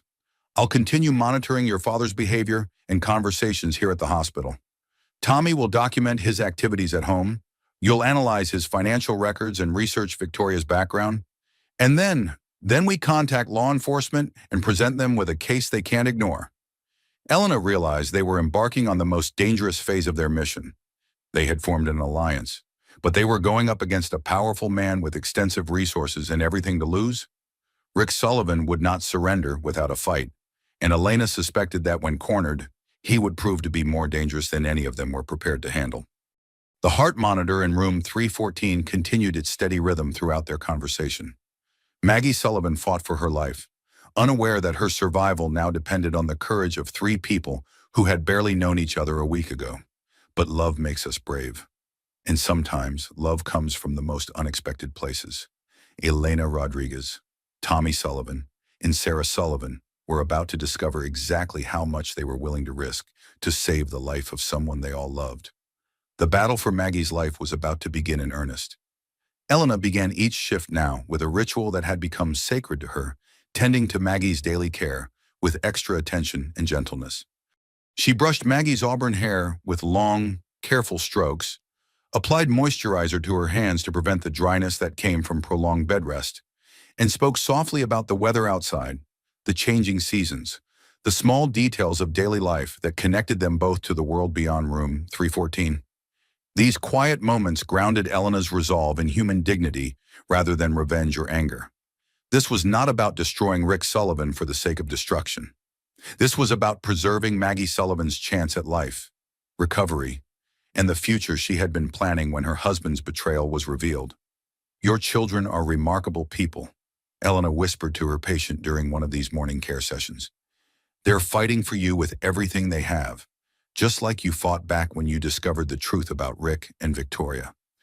The siblings had proven to be remarkably effective investigators, bringing different skills and perspectives to their mission of exposing their father's crimes. Sarah utilized her professional background in marketing research to analyze financial records and behavioral patterns with systematic precision. Tommy combined his artistic intuition with methodical documentation, creating a comprehensive picture of Rick's deceptions through careful observation and photography. They met regularly in the hospital cafeteria during Elena's lunch breaks, huddled around a corner table like wartime resistance fighters planning their next operation. Elena had chosen this location deliberately public enough to avoid suspicion, but with sufficient background noise to prevent eavesdropping. Victoria Blackwell isn't even her real name, Sarah reported during one of these clandestine meetings, spreading printouts and documents across the table between their untouched sandwiches and cold coffee. Her legal name is Victoria Marie Brennan, originally from Cincinnati. She's been married twice before, both marriages ending in acrimonious divorces that involved accusations of adultery and substantial financial settlements. Elena studied the documents with growing amazement. She has a pattern of targeting successful married men. It gets more interesting, Sarah continued, clearly energized by the investigative work despite the personal pain it caused. Her employment history is largely fabricated. Most of the companies listed on her resume either don't exist or have no record of employing anyone by her name during the time periods she claims. Tommy pulled out his own folder of evidence, photographs and notes compiled through careful surveillance. I've been documenting Dad's daily routine since moving back home temporarily. He leaves for work every morning at 7:30, but he doesn't go directly to Sullivan Construction. He stops at Victoria's apartment first and spends approximately 2 hours there before showing up at the office. Elena felt the timeline of Rick's deception becoming clearer with each new revelation. He's been living a complete double life. There's more, Tommy said, his voice dropping to ensure their conversation remained private. I managed to install a voice recording application on his phone when he left it unattended during dinner last night. The technology is sophisticated enough to capture both sides of phone conversations automatically. Elena's eyes widened with alarm. Tommy, that's highly illegal. If you're caught, you could face serious criminal charges. So could Dad, for planning to murder his wife, Tommy replied with grim determination. I recorded 3 separate conversations yesterday that provide additional evidence of his intentions. They huddled around Tommy's phone as he played the audio files through earbuds, taking turns listening to Rick's casual discussions of Maggie's medical condition and his plans for the future. In the first recording, Rick spoke to Victoria about a conversation with Maggie's neurologist. Dr. Stevens wants to try a new medication protocol that he claims might accelerate Mom's neurological recovery. I told him we prefer comfort and dignity over false hope and prolonged suffering. Elena felt her blood run cold. Rick was not just passively waiting for an opportunity to end Maggie's life support. He was actively interfering with her medical care by rejecting treatments that might improve her condition. The second recording was even more damaging. Henderson called again about the Martinez contract. Rick explained to someone Elena assumed was Victoria. The Partnership Review Board is getting nervous about the instability in my personal situation. They want assurance that my family crisis won't affect my ability to manage a $50 million infrastructure project. Elena heard the calculation in Rick's voice as he continued. I told him the situation should be resolved within 2 weeks. The medical team is prepared to discuss comfort care options if there's no significant improvement by then. The third recording provided the most chilling insight into Rick's mindset. The insurance policy alone will set us up for life. Tori, $2.5 million, plus whatever assets I inherit from Maggie's estate. We can finally stop sneaking around and build the life we've been planning. Elena, Sarah, and Tommy sat in stunned silence after listening to all 3 recordings. Rick Sullivan was not just planning his wife's murder. He was treating it like a business investment with a guaranteed return. But their most significant breakthrough came from an unexpected source within the hospital itself. Dr. Mitchell approached Elena after completing his afternoon rounds, his usual professional demeanor replaced by obvious anxiety and moral conflict. Elena, can we speak privately about the Sullivan case? They walked to his office, a small space cluttered with medical textbooks, patient files, and family photographs. Dr. Mitchell closed the door and gestured for Elena to take a seat across from his desk. I need to discuss some concerns I have about Richard Sullivan's approach to his wife's medical care. Elena felt her pulse quickening. What kind of concerns? Rick has been pressuring me consistently to recommend withdrawal of life support for Maggie. He cited financial strain, family emotional stress, and quality of life concerns as justification for ending aggressive treatment. Dr. Mitchell removed his glasses and cleaned them with obvious nervousness, a gesture Elena had observed during previous difficult conversations about patient care. What's your professional medical opinion about Maggie's condition and prognosis? That's exactly why I wanted to speak with you. Maggie's condition has been steadily improving over the past 3 weeks. Her most recent brain scans show measurable increases in neural activity, response patterns that suggest genuine potential for significant recovery. Elena leaned forward with growing excitement. So Rick's pressure to end treatment is medically inappropriate. More than inappropriate, it's potentially harmful to the patient's chances of recovery. Dr. Mitchell's voice hardened with professional indignation. Rick has been asking specific questions about experimental treatments that might accelerate decline rather than promote healing. He claims he wants to spare Maggie unnecessary suffering, but the treatments he's suggesting would actually harm her prospects for recovery. Elena made a decision that would irrevocably commit her to the dangerous path she had chosen. Dr. Mitchell, what if I told you I have audio recordings of Rick discussing ending his wife's life as a business decision rather than a medical necessity? Dr. Mitchell's face went completely pale. That would change everything about how we approach this case. Elena played selected portions of Rick's most damning phone conversations. Dr. Mitchell listened with growing alarm and disgust, his medical oath clearly in conflict with the evidence of a patient's family member actively working against her recovery. This isn't grief counseling or difficult end-of-life planning, he said after hearing the recordings. This is premeditated murder, disguised as compassionate medical decision-making. What can you do to protect Maggie from her husband's intentions? I can request additional neurological consultations to establish a clearer prognosis. I can delay any decisions about comfort care by requiring multiple medical opinions. I can document Rick's inappropriate pressure and report my concerns to the hospital's ethics committee. Dr. Mitchell paused, choosing his next words carefully. Elena, I need you to understand the gravity of what we're discussing. If we're wrong about Rick's intentions, our careers will be destroyed, and we could face serious legal consequences for making false accusations against a prominent community member. And if we're right but do nothing, then a woman with genuine potential for recovery will be murdered by her husband for insurance money and romantic convenience. What do you recommend as our next step? Document everything we can about Rick's behavior and statements.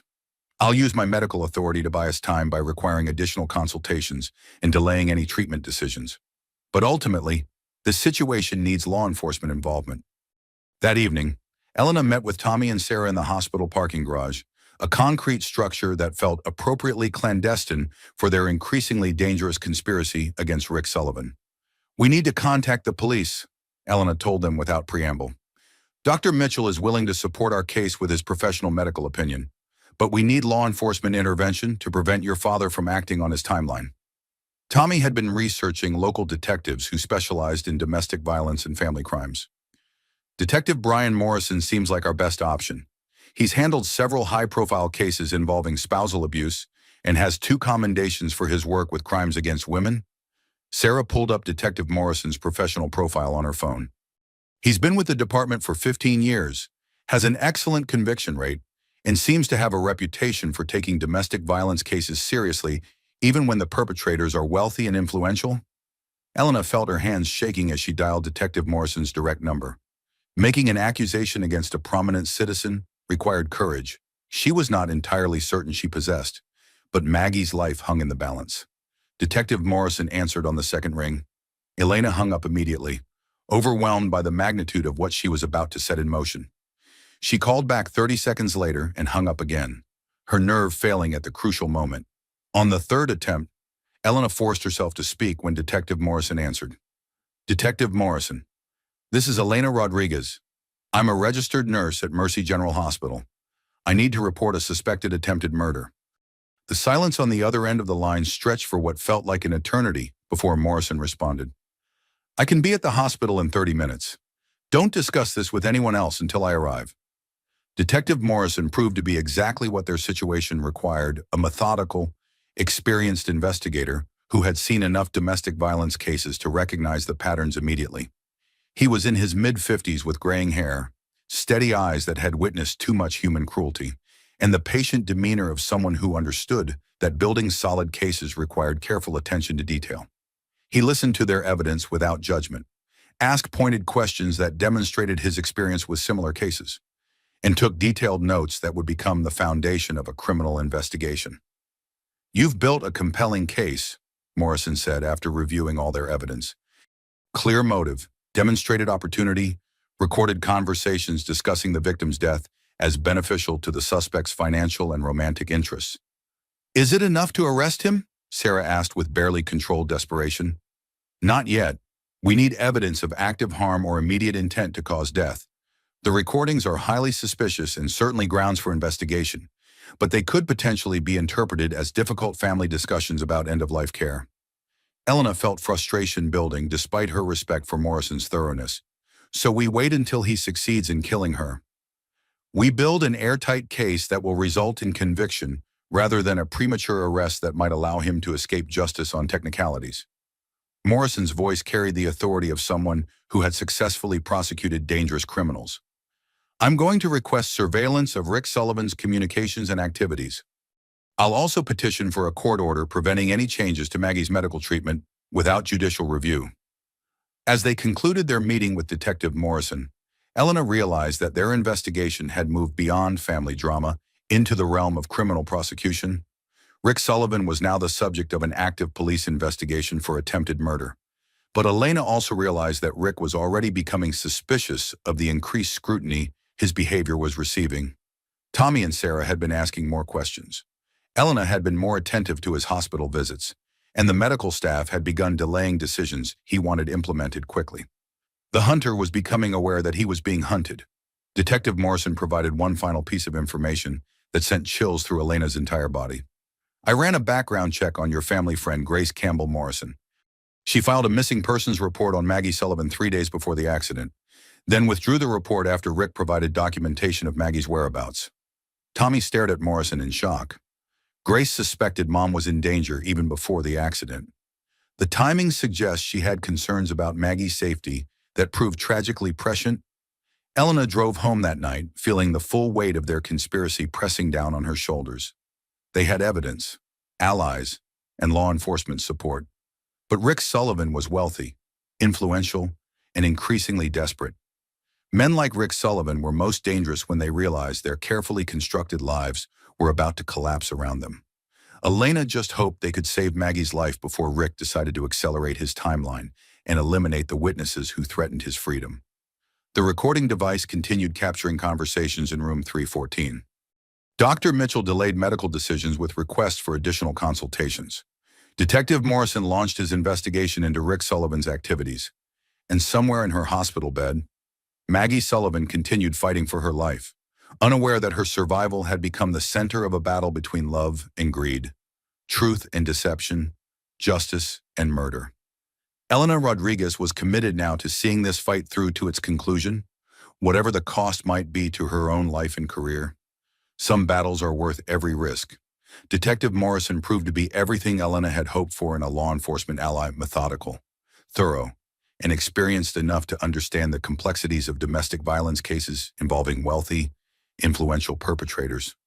Over the following week, he conducted separate interviews with Elena, Tommy, Sarah, Dr. Mitchell, and Grace Campbell Morrison, building a comprehensive picture of Rick Sullivan's deceptions and murderous intentions. We have established motive, opportunity, and documented conversations discussing the victim's death as beneficial to the suspect, Morrison explained to Elena during their second formal meeting in a small conference room at the police station. The financial incentives are clear insurance money, inheritance, elimination of divorce proceedings that would have cost Rick half his assets. The romantic motive is equally obvious: freedom to marry his mistress without the complications of a messy public scandal. Elena felt a surge of hope that justice might finally be within reach. Is it enough evidence to arrest him? Not quite yet. We need proof of active harm or immediate intent to cause death. The recordings are highly suspicious and certainly establish grounds for thorough investigation. But a skilled defense attorney could argue that they represent difficult family discussions about legitimate end-of-life care decisions. Morrison's expression grew more serious. We also need to be prepared for Rick to become increasingly dangerous as he realizes he's under scrutiny. Men like Rick Sullivan often escalate their behavior when they feel cornered or threatened. What kind of escalation? Attempts to discredit witnesses, intimidation tactics, acceleration of their timeline for committing the crime they've been planning. Morrison leaned forward with the intensity of someone who had seen too many cases end badly. Elena, I need you to understand that you and the Sullivan children are now at personal risk. Rick has extensive resources and connections that he can use to destroy your reputations and possibly your physical safety. Elena felt a chill run down her spine, but her resolve remained firm. What do you recommend we do? Continue gathering evidence, but be extremely careful about your personal security. I'm requesting surveillance authorization and a court order to prevent any changes to Maggie's medical treatment without judicial oversight. But Rick will likely realize something is wrong when those restrictions go into effect. Morrison proved prophetic about Rick's response to increased scrutiny. Elena arrived for her shift the following Monday morning to find Rick waiting by the nursing station with Victoria Blackwell and a man in an expensive suit who radiated legal authority. Rick's usual facade of grief-stricken husband had been replaced by cold calculation and barely controlled anger. "Nurse Rodriguez!" Rick's voice carried a menacing edge that made several other staff members turn to look. "I understand you've been discussing my wife's medical case with unauthorized parties and making inappropriate accusations about my character and intentions?" Elena maintained her professional composure, despite the intimidation tactics. "I discuss medical care with family members as appropriate and follow all hospital protocols regarding patient confidentiality. My children claim you've been filling their heads with conspiracy theories about my marriage and my commitment to their mother's care." Rick stepped closer, using his physical presence to create psychological pressure. "They say you've been recording private family conversations and sharing confidential medical information with people outside our family." Victoria moved to stand beside Rick, her expensive perfume and designer clothing creating a stark contrast to Elena's practical nursing scrubs. "Rick, perhaps we should discuss this situation with hospital administration. Staff members who exceed their professional boundaries and violate patient privacy regulations should face appropriate consequences." The man in the expensive suit opened a leather briefcase and withdrew several official-looking documents. "I'm David Sterling, Mr. Sullivan's attorney. We've prepared formal complaints alleging professional misconduct, violation of patient confidentiality, and harassment of a grieving family during their time of crisis." Elena realized that Rick was launching a preemptive strike designed to destroy her credibility before she could present her evidence to authorities. "That won't be necessary. I've followed all appropriate protocols and acted in the best interests of my patient." But Rick's threat was clear and immediate. Elena understood that her position was vulnerable, a nurse's word against a prominent businessman's wealth, influence, and legal representation. The situation deteriorated rapidly over the following days as Rick systematically attacked everyone who threatened his carefully constructed plans. Sarah arrived at the hospital that afternoon, visibly shaken, her usual professional composure completely shattered. "Dad knows we've been investigating his activities. He had his attorney contact my employer, claiming I'm spreading malicious rumors about our family during a time of crisis. They've placed me on administrative leave pending a full investigation into my conduct and mental stability." Tommy's experience proved even more devastating. "Dad called my landlord and told him I was involved in criminal harassment of a grieving family. He said I was mentally unstable, possibly dangerous, and suggested that my presence in the building might create liability issues. I have 72 hours to vacate my apartment."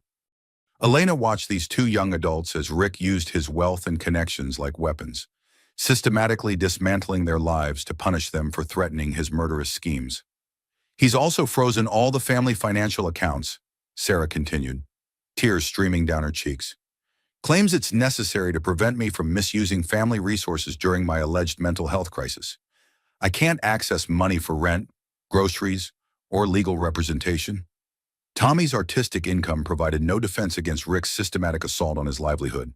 "He's contacted several galleries where I show my work, suggesting that I'm going through a psychological breakdown that makes me unreliable for business relationships. 3 potential exhibitions have been canceled." Elena, Sarah, and Tommy found themselves sitting in the hospital chapel, the weight of Rick's power seeming insurmountable. The sacred space offered little comfort as they contemplated the destruction of their lives, careers, and reputations in service of exposing a truth that seemed increasingly impossible to prove. "Maybe we should stop," Sarah whispered, her voice broken with despair. "Maybe we're wrong about everything. Maybe Dad really is just a grieving husband making difficult decisions about Mom's care, and we've let our suspicions create a conspiracy that doesn't actually exist." Elena looked at these two young adults, watching their faith in justice crumble under the crushing weight of their father's retaliation. She thought about her own mother, about Carlos's manipulations during Mama's final illness, about all the women who had died because nobody was willing to fight hard enough against powerful men who treated human lives like disposable assets. "We're not wrong," Elena said with quiet conviction, "and we can't stop now.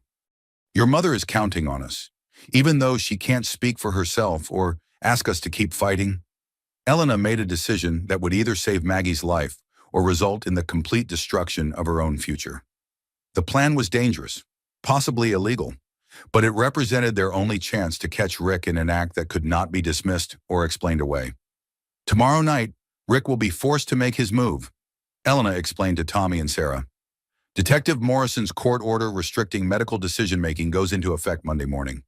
If Rick is going to act on his murderous intentions, it has to happen this weekend. How can you be so certain? Tommy asked. Because I'm going to create a situation that forces his hand. I'm going to make Rick believe that Maggie is either recovering rapidly or declining rapidly, either of which will require him to act immediately to preserve his plans. Elena outlined her strategy, a carefully orchestrated deception that would compel Rick to reveal his true intentions in a way that could be recorded and presented as evidence of premeditated murder. The plan required Elena to risk her nursing license, her career, and possibly her personal safety by manipulating medical information and creating false emergencies. But Maggie's life hung in the balance, and conventional approaches had proven insufficient against Rick's wealth and influence. Elena went home that evening and wrote a detailed letter to her sister Maria, explaining everything that had happened and outlining the evidence they had gathered against Rick Sullivan. We all have moments when we need to document our truth before taking actions that might have irreversible consequences. If you're reading this letter, Elena wrote, it means something has happened to me while I was trying to save an innocent woman's life. I couldn't stay silent when I knew someone was planning murder, even though speaking up meant risking everything I've worked for. Some things are more important than personal security. She sealed the letter and placed it in her bedside drawer, along with copies of all the evidence they had gathered. If Rick Sullivan succeeded in destroying her, the truth would still survive. Tomorrow night would determine whether Maggie Sullivan lived or died, whether Rick's perfect crime succeeded or failed, and whether Elena Rodriguez's commitment to protecting vulnerable patients would save a life or destroy her own. Elena fell asleep that night knowing she had chosen the only path her conscience would allow, regardless of the consequences. Some battles define who we truly are when everything is at stake. Elena Rodriguez was about to discover exactly what kind of person she had become during this fight for justice. The heart monitor in room 314 continued its steady rhythm, counting down the hours until Rick Sullivan would be forced to reveal whether he was truly the grieving husband he claimed to be, or the calculating murderer that Elena knew him to be. The confrontation that would determine Maggie's fate was less than 24 hours away. Elena's plan required precision timing, careful coordination, and nerves of steel.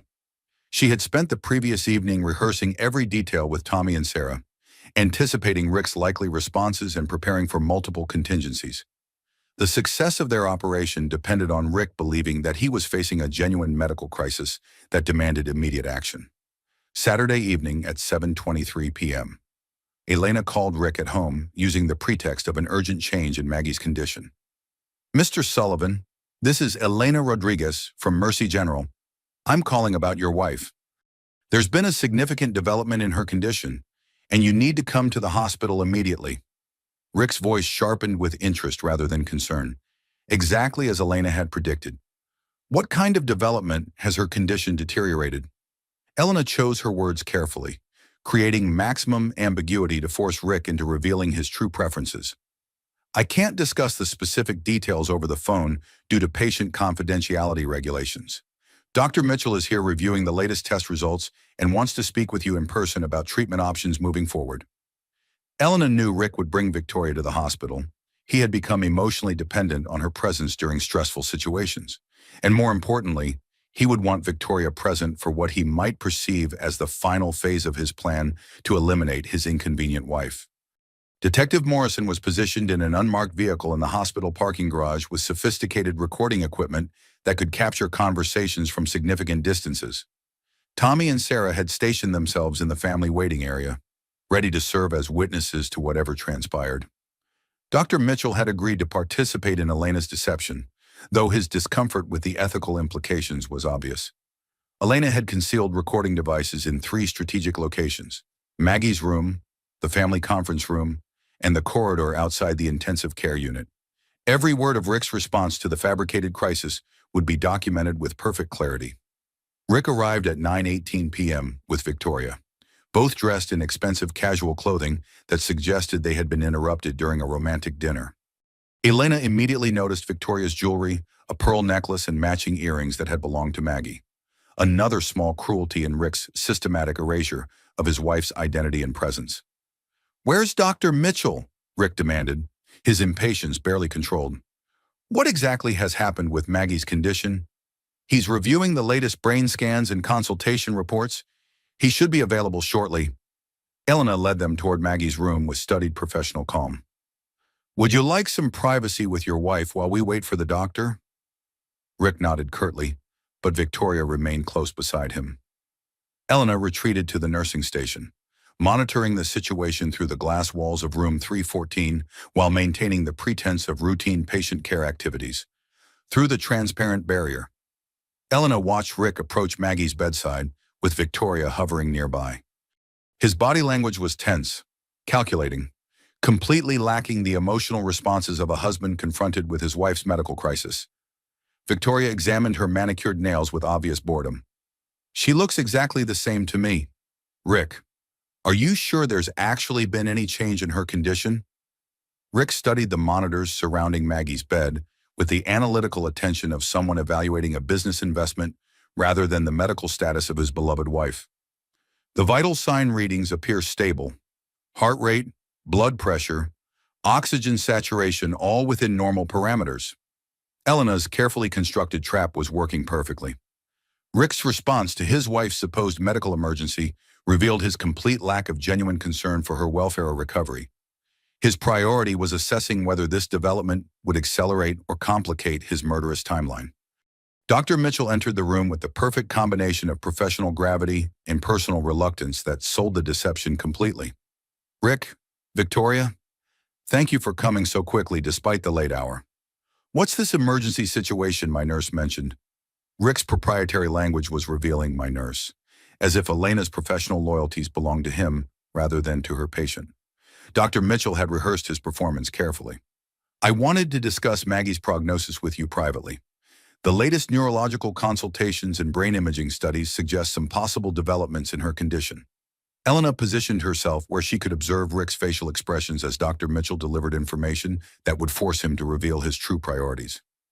"What kind of developments?" Rick's voice carried anticipation rather than hope. "The results are somewhat ambiguous, which is why I wanted to speak with you before making any treatment recommendations." Dr. Mitchell's discomfort with the deception was barely concealed, but his commitment to protecting his patient outweighed his ethical reservations. "Some indicators suggest potential improvement in brain function, while others point toward possible decline." This was the crucial moment Elena had orchestrated. Rick was being presented with medical uncertainty that demanded immediate decision-making, forcing him to choose between hope for his wife's recovery and convenience for his murderous plans. "Doctor, we've discussed this situation extensively over the past several weeks," Rick said, his voice taking on the authoritative tone Elena recognized from his recorded phone conversations. "Quality of life concerns, the emotional toll on our family, the financial burden of prolonged intensive care with uncertain outcomes." "Rick," Victoria interrupted with calculated softness, "maybe we should listen to what the doctor is recommending before making any hasty decisions." But Rick continued, revealing his true nature with every word. "If there's no reasonable guarantee of meaningful recovery, shouldn't we be considering comfort care options, allowing Maggie to die with dignity instead of prolonging her suffering indefinitely?" Dr. Mitchell looked genuinely uncomfortable as Rick's mask slipped further. "The medical indicators suggest we should continue aggressive treatment for now. But what's your honest personal opinion?" Off the record, Rick pressed, trying to manipulate the physician into supporting his predetermined conclusion. "If Maggie were your wife, would you want her to continue existing in this vegetative state?" Elena held her breath as Dr. Mitchell responded with careful precision. "Every patient deserves the opportunity to recover from their injuries."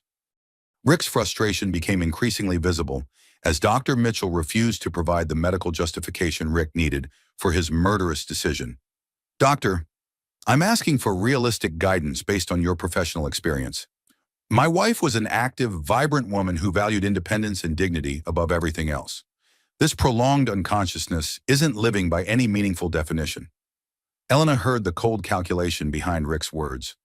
He was constructing a narrative that would justify withdrawing life support, using Maggie's pre-accident vitality as grounds for ending her current existence. The conversation continued for nearly 25 minutes, with Rick becoming increasingly aggressive in pushing for comfort care, while Dr. Mitchell maintained that medical protocol required continuing all life-sustaining treatments. Elena's recording devices captured every damning word, every reveal of Rick's true priorities and motivations. Finally, Rick's patience reached its breaking point. Fine, I'll consult with other physicians who understand the reality of our situation. I'll get second opinions from doctors who aren't emotionally invested in prolonging the inevitable. Rick's voice turned hard with barely controlled anger. But I won't stand by and watch my wife suffer indefinitely while everyone profits from extending her meaningless existence. The word profits was particularly revealing. Rick saw the medical team as financial parasites exploiting his family's tragedy for monetary gain, projecting his own mercenary motivations onto others. As Rick and Victoria prepared to leave the hospital, Elena witnessed Rick's final interaction with his unconscious wife. He approached the bed, leaned down to kiss Maggie's forehead with practiced tenderness for any observers, then whispered words that the recording equipment captured with perfect clarity. "This will all be over very soon. Maggie, I promise you won't have to suffer much longer. Not you'll be better soon, or we're all fighting for your recovery. This will be over soon. A promise of death, not healing." Victoria touched Rick's arm with possessive familiarity. "Come on, honey, let's go home and try to get some rest. Tomorrow we can start making the necessary arrangements." Elena noticed Victoria's use of home and we. She had completely assumed Maggie's role as Rick's partner, already mentally inhabiting the life she would claim once Maggie was dead. After Rick and Victoria left the hospital, Elena sat with Maggie in the quiet darkness of room 314, holding her patient's hand while processing the evening's revelations. "We did it, Mrs. Sullivan. We have everything on record." Rick revealed his true intentions. "And now Detective Morrison has evidence that can't be explained away or dismissed." Elena had successfully forced Rick to expose his murderous plans, but she realized that she had also irrevocably committed herself to a confrontation with a dangerous man who had everything to lose. The recording devices had captured Rick's complete lack of concern for his wife's welfare, his manipulation of medical ethics to justify murder, and his timeline for eliminating the woman who stood between him and his new life with Victoria. But Elena also understood that Rick would now know he had been trapped and recorded. His next moves would be desperate, possibly violent, as he realized that his carefully constructed facade had been completely stripped away. Detective Morrison would have enough evidence to arrest Rick for attempted murder, but the legal process would take time, and desperate men often accelerate their timelines when they realize they're cornered. Elena had saved Maggie's life by exposing Rick's true nature, but she had also made herself a target for a man who had already proven willing to kill to protect his secrets. The trap had worked perfectly.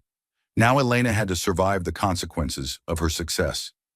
The heart monitor in room 314 beeped its steady rhythm as Maggie Sullivan continued fighting for her life, unaware that her survival had just been secured by the courage of people who barely knew her, but refused to let evil triumph over innocence. Elena Rodriguez had risked everything to expose the truth. Tomorrow would reveal whether justice could protect the innocent from the revenge of those who profit from their suffering. Elena remained in Maggie's room after Rick and Victoria departed, holding her patient's hand in the peaceful darkness, while her mind raced with the implications of what had been captured on the recording devices. The confrontation had exceeded her most optimistic expectations. Rick had revealed his complete lack of genuine concern for his wife's welfare, his manipulation of medical ethics to justify premeditated murder, and his timeline for eliminating the obstacle to his new life with Victoria. "We did it, Mrs. Sullivan," Elena whispered to her unconscious patient. "We have evidence that nobody can dismiss or explain away. You're safe now." Detective Morrison arrived at the hospital within 30 minutes of receiving Elena's text message, accompanied by 2 additional investigators and a prosecutor from the district attorney's office. They gathered in the hospital's administrative conference room to review the evening's recordings and plan their next steps. The audio files were damning beyond Elena's wildest hopes. Rick's voice, cold and calculating, discussing his wife's life as if it were a business problem requiring efficient solution. His manipulation of medical terminology to disguise murder as mercy. His complete absence of emotional connection to the woman he had promised to love and protect for better or worse. "We have clear, unambiguous evidence of intent to commit murder," the prosecutor announced after listening to the complete recordings. Rick Sullivan's recorded statements demonstrate premeditation, financial motive, and active planning to end his wife's life for personal benefit. Detective Morrison nodded with grim satisfaction. Combined with the financial evidence, the documented affair, and the testimony from medical staff about his inappropriate pressure to end treatment, we have enough for arrest and prosecution. What happens now? Sarah asked, her voice trembling with exhaustion and relief. We arrest Richard Sullivan on charges of attempted murder, insurance fraud, and conspiracy. We'll also investigate Victoria Brennan's role in the conspiracy, though her level of criminal liability will depend on additional evidence. Elena felt a surge of vindication mixed with apprehension. How quickly can you make the arrest? Tomorrow morning. We don't want to give Rick time to destroy evidence or flee the jurisdiction once he realizes his plan has been exposed. But the prosecutor's expression carried a warning that tempered Elena's relief. You need to understand that Rick Sullivan will use every resource at his disposal to fight these charges. Expensive attorneys, character assassination, attempts to discredit witnesses and evidence. This legal battle is just beginning. Monday morning brought the confrontation Elena had both anticipated and dreaded. She arrived at Mercy General to find the hospital buzzing with news that few people could have predicted. Richard Sullivan, prominent businessman and pillar of the community, had been arrested at his home on charges of attempted murder of his wife. Victoria Brennan had also been taken into custody as a material witness and possible co-conspirator. Elena's role in exposing the conspiracy had become public knowledge, making her both a hero to those who admired her courage and a target for those who questioned her motives and methods. Rick's attorney had wasted no time launching a counterattack designed to destroy Elena's credibility and cast doubt on the evidence against his client. Formal complaints had been filed with the hospital administration, the state nursing board, and the district attorney's office alleging professional misconduct, violation of patient confidentiality, entrapment, and conspiracy to frame an innocent man. I could still lose my nursing license, Elena confided to Dr. Mitchell during a brief break between the chaos of media attention and legal proceedings. Not if you were acting in good faith to protect your patient from harm, Dr. Mitchell replied with conviction. The hospital's ethics committee will investigate, but your documentation of Rick's suspicious behavior and your cooperation with law enforcement demonstrate professional integrity, not misconduct. The legal proceedings moved with surprising speed given the complexity of the case. Judge Patricia Westbrook granted an emergency hearing to address the immediate question of Maggie's medical guardianship, recognizing that Rick's arrest created an urgent need for alternative decision-making authority. The courtroom felt like a battlefield between competing versions of truth and justice.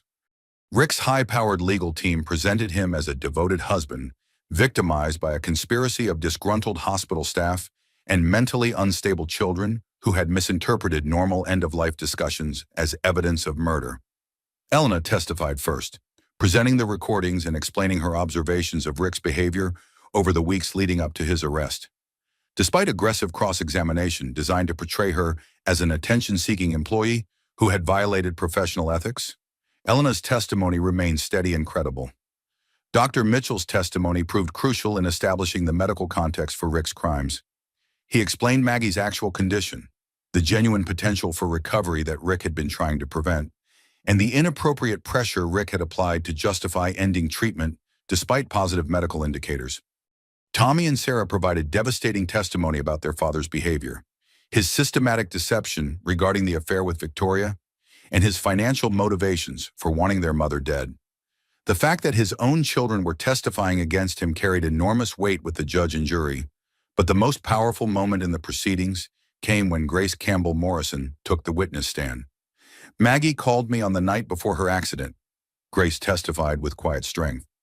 She had discovered Rick's affair with his assistant and had confronted him about it earlier that evening. He told her she would never survive on her own, that she was nothing without his financial support and social connections.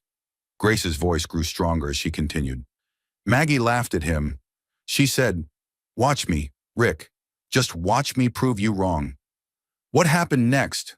The prosecutor asked. Maggie was driving to my house so we could plan her divorce strategy when the accident occurred.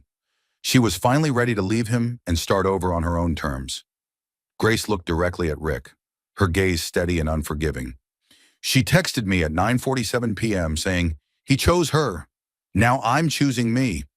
The accident happened 36 minutes later. Judge Westbrook listened to every piece of testimony with growing concern and disgust. The pattern was unmistakable: a controlling, manipulative husband whose wife had discovered his betrayal and planned to leave him, followed by a convenient accident that left her helpless, followed by systematic efforts to end her life before she could recover and expose his crimes.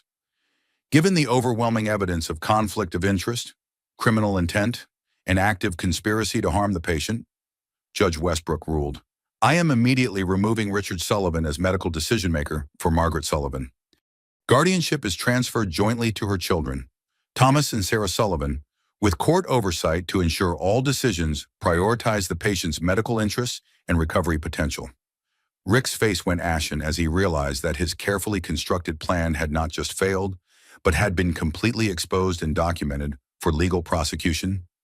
Victoria, sitting in the gallery, looked like someone calculating her odds of escaping prosecution by cooperating with authorities against her former lover. But the story's most miraculous and satisfying development occurred 3 weeks after Rick's arrest. Elena was conducting her evening rounds when she noticed something extraordinary in room 314. Maggie's eyes were not just open. They were tracking movement across the room, following Elena as she moved between the medical equipment and the bedside table. "Mrs. Sullivan, can you hear me?" Maggie's eyes focused on Elena's face with unmistakable recognition and intelligence. A slight but deliberate nod, the first voluntary movement she had made in nearly 3 months of unconsciousness.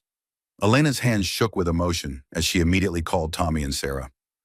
Within an hour, room 314 was filled with tearful reunions and joyful celebration as Maggie slowly began awakening from the coma that had nearly cost her life. Her recovery proved to be gradual but remarkable. Physical therapy to rebuild muscle strength and coordination, speech therapy to regain communication skills that had been dormant for months, occupational therapy to relearn the basic activities of daily living. Each day brought measurable progress, new abilities recovered, fresh evidence of the miracle they had fought so hard to preserve.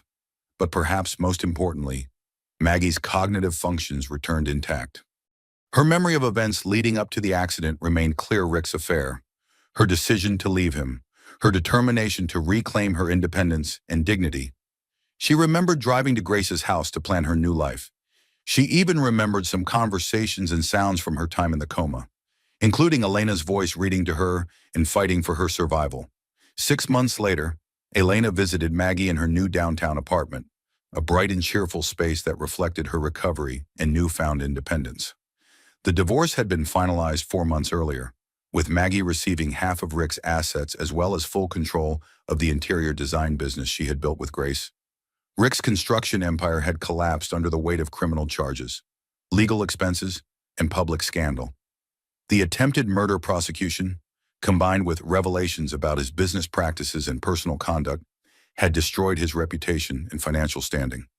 Several major contracts had been canceled, key employees had resigned, and civil lawsuits from investors had drained his remaining resources. Victoria had abandoned Rick 2 months after his arrest, moving to another state with a new identity and a carefully crafted story about being an innocent victim of his manipulation.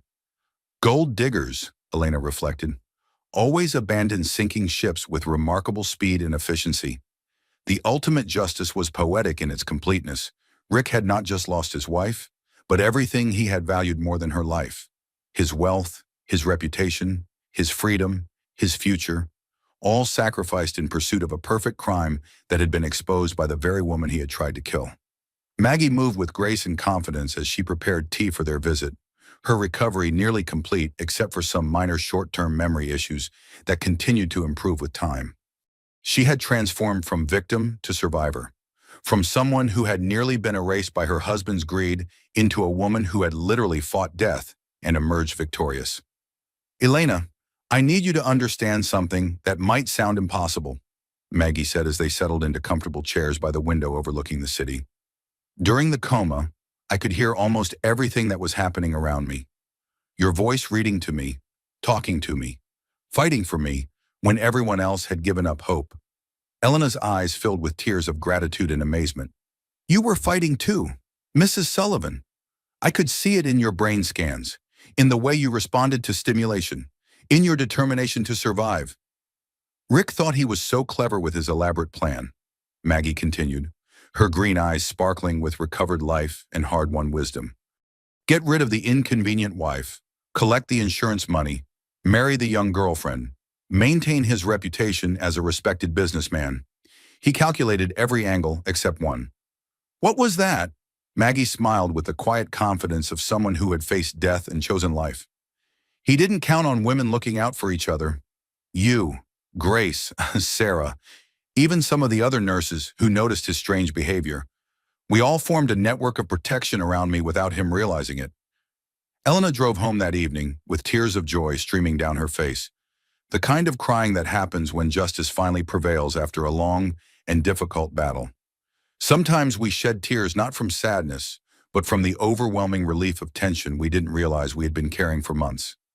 Elena's transformation during this ordeal had been as profound as Maggie's physical recovery. She had begun as a witness to potential injustice and had become an agent of truth and protection. Elena's willingness to risk her career, her safety, and her future to save someone she barely knew had revealed depths of courage and moral conviction she had not known she possessed. The final validation came in the form of recognition from the State Nursing Association, which presented Elena with their highest honor for professional courage and patient advocacy. But more meaningfully, Elena had discovered her true calling as someone who would fight for vulnerable patients when they could not fight for themselves. Elena's wisdom, earned through this harrowing experience, was profound in its simplicity. Sometimes being truly professional means being completely human first. Rules and protocols exist to protect people, but when institutional systems fail, individuals must have the courage to step forward and do what is right regardless of personal consequences. The story concluded with both Elena and Maggie working together at a domestic violence shelter, using their shared experience to help other women recognize the signs of manipulation, control, and abuse before those patterns escalated to life-threatening violence.